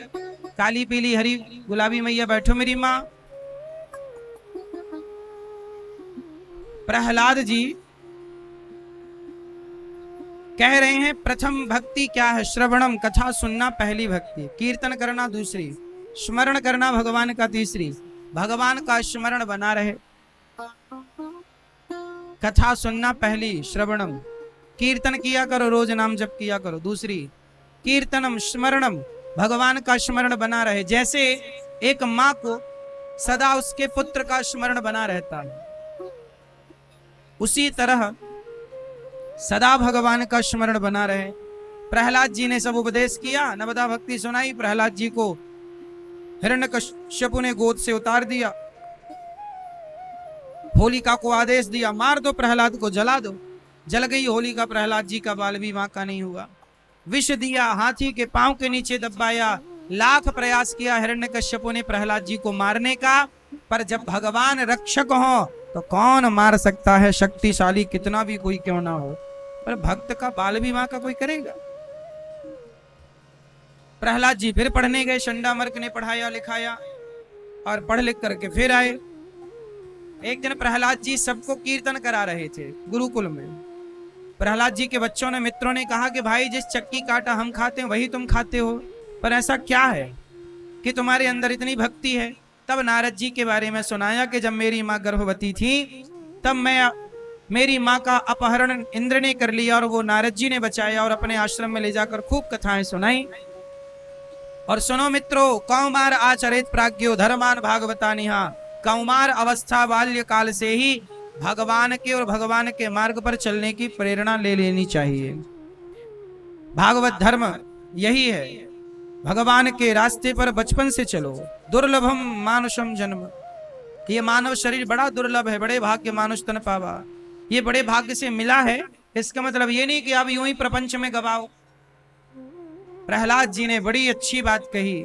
प्रहलाद जी ने कहा कि मानव शरीर यूं सांसारिक कार्यों के लिए नहीं मिला, मानव शरीर किसके लिए मिला है? परहित के लिए, भगवान की प्राप्ति के लिए। नहीं पाओगे भगवान को, मर जाओगे तो भगवान के पास जब बिना पाए भगवान को पहुंच जाओगे, कुछ होगा ही नहीं, फिर वापस आना पड़ेगा। पता नहीं फिर अगली बार हमें प्रयाग मिले ना मिले, इसलिए इस बार मिला है, लाभ ले लो। कीर्तन करा रहे हैं प्रहलाद जी, मित्रों को खूब भगवान का चिंतन करा रहे हैं, सब कीर्तन में डूबे। तभी हिरण्यकश्यपु आए, सबको कीर्तन करता देख आग बबूला हो गए। प्रहलाद जी से कहा, बालक ये बता, तू जिस भगवान का इतना बल कह रहा है, बता तेरा भगवान कहाँ है? प्रहलाद जी बोले, कहाँ है पिताजी? न केवलम में भवतश्च राजन सबई बलम बलिनाम चापरेसा। आप जिनके बल से बोल रहे हैं ये बल भी भगवान का है, आप जिस बल से देख रहे हैं ये बल भी भगवान का है, जिस पांव से चल रहे हैं ये पांव में चलने का जो बल है ये बल भी भगवान का बल है। हिरण्यकश्यपु ने कहा, क्या इस खंबे पर भगवान है तेरा? देखो प्रहलाद जी कहते हैं सब जगह भगवान है। प्रहलाद जी को खड़ग खंभ सब में ईश्वर दिख रहे हैं, पर हिरण्यकश्यपु को भगवान नहीं दिख रहे हैं। अच्छा ये बताओ, प्रहलाद जी को भगवान दिख रहे हैं और हिरण्यकश्यपु को नहीं दिख रहे हैं, ऐसा क्यों? बोलो क्यों ऐसा? मेरी माँ, मैया, मैया, ओ मैया, प्रहलाद जी को भगवान दिख रहे हैं, हिरण्यकश्यप को नहीं दिख रहे हैं, ऐसा क्यों? बताओ, बोलो मेरी माँ, क्यों? क्योंकि भगवान को देखने के लिए प्रहलाद की ही आंखें चाहिए, हिरण्यकश्यप की आंखें नहीं। प्रहलाद जैसी हृदय में पवित्रता हो, प्रहलाद जैसा प्रेम और भक्ति हो तो भगवान सब जगह दिखते हैं, और हिरण्यकश्यप जैसा अभिमान हो तो भगवान कहां नजर आए। इसलिए भगवान को देखना हो तो प्रेम के बल पर देखो, राम ही केवल प्रेम प्यारा। मिलेंगे कब? अच्छा ये बताओ, श्री कृष्ण अर्जुन को मिले, कृष्ण तो दुर्योधन को भी मिल गए थे, नहीं मिले? कृष्ण तो दुर्योधन को भी मिले ना, शांति दूत बनकर गए, दुर्योधन को कह रहे हैं भैया पांडवों को 5 गांव दे दो। जिस दृष्टि से कृष्ण को अर्जुन ने देखा, उस दृष्टि से कृष्ण को अर्जुन ने जो देखा दुर्योधन ने नहीं देखा। बस यही है, हम ये नहीं कह सकते कि यहां भगवान नहीं है। अरे यहीं भगवान होंगे, पर भगवान यहां भी हैं, पर भगवान को पहचाने कौन? अर्जुन की दृष्टि हो तो कृष्ण पहचान में आए, दुर्योधन के नजरिए से थोड़ी कृष्ण पहचाने जा सकते हैं। दुर्योधन तो ग्वाला ही समझता रहा, ये तो ग्वाला है, भगवान को कौन देख सकता है? प्रहलाद जैसी आंखें। अच्छा ये बताओ, भगवान होते हैं कि नहीं? उत्तर दो मैया, हैं भगवान कि नहीं? कितने लोग मानते हैं कि ईश्वर है? चलो बताओ, यदि भगवान है तो दिखते क्यों नहीं? बताओ क्यों नहीं दिखते? मैया, लाल मैया बताओ, भगवान है तो दिखते क्यों नहीं? आपने देखा भगवान को? क्यों नहीं दिखते भगवान? बोलो मेरी मां। भगवान दिखते हैं। ए मैया, आप लोग आगे बिल्कुल ना खड़े हो, या तो बैठ जाओ या तो टाटा कह के चली जाओ। बैठो प्रेम से और आगे खड़े ना रहो। थोड़ी कथा के बाद मिल लियो, प्रसाद पाओ और बढ़िया प्रेम से कथा सुनो, और अभी प्रश्नोत्तरी होगी, फिर आनंद से मिलना, सुन लो। अच्छा ये बताओ कि भगवान यदि हैं तो दिखाई क्यों नहीं पड़ते? दिखते हैं कि नहीं? हाँ। अच्छा ये बताओ, सिर में दर्द हो जाए तो दिखाई पड़ता है कि नहीं? पांव में दर्द हो जाए दिखाई पड़ता है? दर्द दिखता है क्या? बोलो। दर्द दिखता नहीं है। अच्छा नहीं दिखता तो क्या ये मान लिया जाए कि नहीं होता? दर्द होता है पर दिखाई नहीं पड़ता, दर्द का अनुभव होता है। उसी तरह जो भक्ति करेगा, प्रेम करेगा, वही ईश्वर का अनुभव कर पाएगा। ये अनुभव का विषय है, ये देखने दिखाने का विषय नहीं है। मंदिर आप भी जाते हैं, हम भी मंदिर जाते हैं, साधु जन भी मंदिर जाते हैं, पर सबका अपना अपना नजरिया होता है। किसी को मंदिर में पत्थर दिखते हैं तो किसी को मंदिर में साक्षात भगवान दिखते हैं। ये अपने अपने नजरिया का खेल है। किसी को नदी दिख रही है तो किसी को गंगा मैया दिख रही हैं, बात तो वही है। तो भगवान ऐसे हैं जैसे दर्द है। दर्द है पर दिखाया नहीं जा सकता, अनुभव तो किया जा सकता है। क्यों जी? दर्द दिखाया जा सकता भैया? आपसे पूछ रहे हैं, दिखता है दर्द? दर्द नहीं दिखता। इसलिए मीराबाई कहती हैं कि दर्द की मारी बन बन डोलूं, वैद मिले नहीं कोई। मैं दर्द से परेशान हूं। बोले दर्द क्या है? बोले सिया राम ही उपेय और सिया राम ही उपाय। हमारे प्रभु ही हमारी बीमारी है और हमारे प्रभु ही हमारा उपचार है। उनका ना मिलना ही बीमारी है और उनका मिल जाना ही उपचार है। यही है सिया राम उपेय और सिया राम उपाय। यही है, प्रभु का नाम मिलना ही दर्द है और मिल जाना ही आनंद है, औषधि है। भगवान का दर्शन ही औषधि है। इसलिए भगवान दिखते नहीं, क्यों नहीं दिखते? ये सवाल मूर्खों के और अज्ञानियों के हैं। ये अनुभव का विषय है। तुम गलत सवालों में उलझ गए। अच्छा एक बात बताओ, आप लोगों के सामने यदि चाइना की भाषा का अखबार आ जाए तो पढ़ लोगे? बोलो नहीं। क्यों नहीं पढ़ोगे? क्या उसमें लिखा नहीं है? लिखा सब है, पर हमें वो भाषा आती नहीं है। हमें मराठी का अखबार मिल जाए, लिखा सब है, पर हमें पढ़ना नहीं आता, वो भाषा नहीं आती। लिखा तो है, पर हमें वो भाषा नहीं आती। वो अखबार वही पढ़ सकता है जिसे वो भाषा आती हो। उसी तरह भगवान तो कण कण में लिखा हुआ है। जिसे भक्ति की भाषा आती है वो कण कण के परमात्मा को देख सकता है। भक्ति की भाषा आती ही नहीं तो तुम्हें भगवान क्यों नजर आएंगे? पहले भाषा सीखो, संतों के चरणों में बैठो। हिरण्यकश्यपु ने जो खंबे पर प्रहार किया, नरसिंह भगवान प्रकट हुए। वरदान मांग रखा था, ना दिन को मरु न रात्रि को, भगवान ने सब संतुष्ट किया उसे। पर छाती विदीर्ण कर दी नख से, हाथों की माला बनाकर भगवान ने धारण कर ली और भगवान ने हिरण्यकश्यपु का उद्धार किया। कितना भी चतुर हो, मृत्यु से जीते कौन, बचे कौन। प्रहलाद जी को भगवान ने गोद में बिठाया। जैसे गाय बछड़े को चाटती है, ऐसे भगवान नरसिंह प्रहलाद जी को चाट करके करुणा बरसाने लगे, कृपा बरसाने लगे। बड़े बड़े देवताओं ने, ब्रह्मा जी ने, स्वयं मां लक्ष्मी ने भगवान की स्तुति की, पर किसी की स्तुति से प्रसन्न न हुए। प्रहलाद जी ने कहा, प्रभु जिन्हें आपकी स्तुति ब्रह्मा जी ने की उनसे बड़ा ज्ञानी कौन? देवताओं ने किया उनसे बड़े ज्ञानी कौन? हमारे पास कौन से शब्द हैं जिन शब्दों से हम भला आपकी स्तुति करें? ब्रह्मादयः सुरगणा मुनयोत सिद्धा सत्वैकतान मतयो वचसाम प्रवाही। हे प्रभु, अब बताओ, मैं जो ब्रह्मा स्तुति करके चले गए, मैं भला किस शब्द से आपकी स्तुति करूं?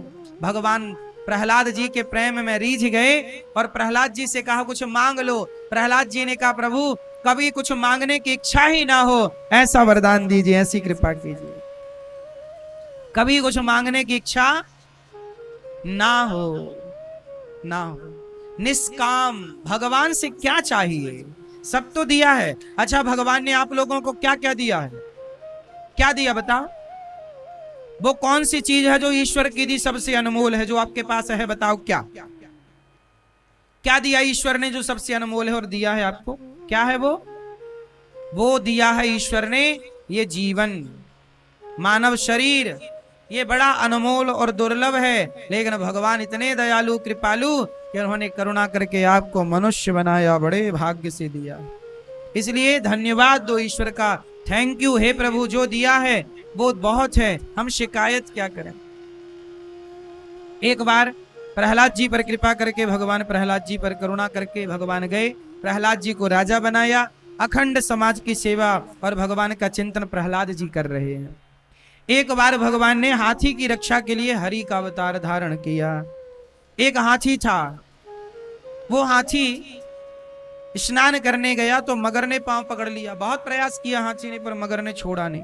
तब हाथी ने ओम नमो भगवते तस्मै यत एतच्चिदात्मिकं पुरुषायादि बीजाय परेशायामि धीमहि जजाव परमं जाप्यम प्राक जन्मन्यनुशिक्षितम। प्राक जन्म मतलब पिछले जन्म का जो संस्कार था। हाथी ने भगवान की स्तुति की और पुकारा कि प्रभु आप आओ और हमारी रक्षा करो। जब हाथी का साथ सबने छोड़ा तब हाथी ने किसे पुकारा? कमल का पुष्प लगा, कमल का पुष्प सूंड से तोड़कर भगवान श्री हरि को समर्पित किए। कमल का पुष्प, पुष्प का नाम है सुमन। सु मतलब सुंदर, मन मतलब मन। भगवान को क्या समर्पित करना चाहिए? कौन सा फूल? गुलाब का, कमल का फूल नहीं। अपने मन को ही पुष्प बनाइए, सुंदर बनाकर मन के पुष्प को भगवान के चरणों में अर्पित करिए। हाथी गजेंद्र ने वही किया, भगवान के चरणों में अपने आप को जब समर्पित किया तो भगवान ने उबारा और हाथी की रक्षा की, ग्राह का सिर काटा। ये हाथी, ये ग्राह, दोनों पर भगवान ने कृपा की। ये पिछले जन्म में ग्राह पूर्व जन्म में हुहु नाम का गंधर्व था, जिसे देवल नामक ऋषि ने श्राप दे दिया था। और गजेंद्र द्रविड़ देश का राजा इंद्रद्युम्न थे, जो पूर्व जन्म में मुनि अगस्त जी का श्राप इन्हें मिला। और आज इनका भगवान की कृपा से, दोनों पर भगवान की कृपा हुई, दोनों को भगवत धाम प्राप्त हुआ, दोनों श्राप से मुक्त हुए।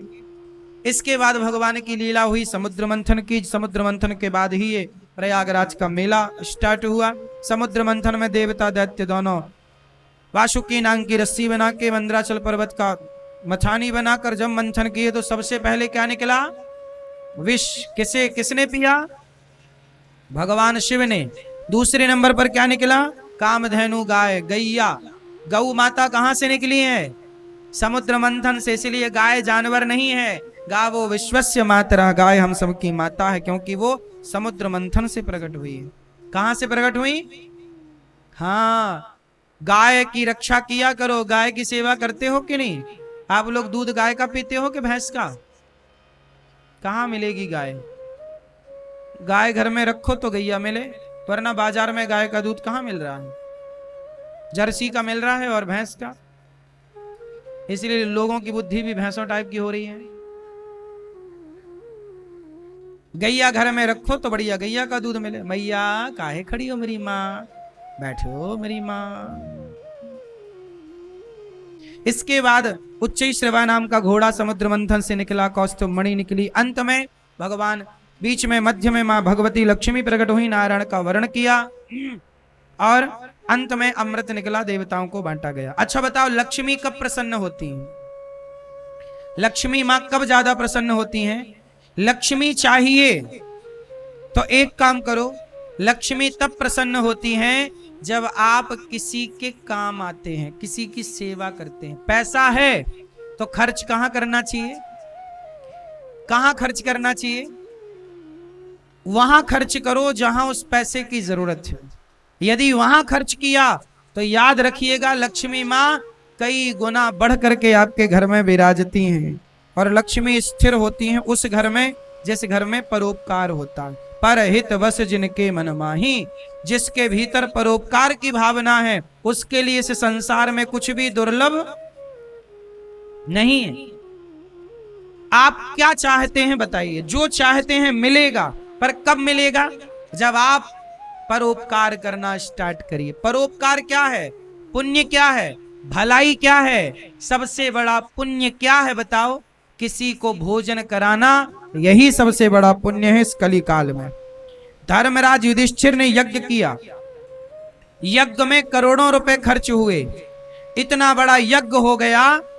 पर भगवान श्री कृष्ण से पूछा गया कि प्रभु क्या यज्ञ पूरा हो गया? भगवान कृष्ण बोले अभी यज्ञ पूरा नहीं हुआ, मैंने ये घंटा बांधा था, यज्ञ पूरा होता तो ये घंटा अपने आप टन टन टन टन करके बजने लगता। तो प्रभु क्यों नहीं पूरा हुआ? जिस यज्ञ में करोड़ों खर्च हुए, करोड़ों रुपए खर्च हुए, 1 वर्ष तक यज्ञ चला, पर अभी वो यज्ञ पूरा नहीं हुआ। जानते हो क्यों? भगवान बोले युधिष्ठिर, आपके नगर में अभी कोई व्यक्ति भूखा है, पकड़ करके लाए।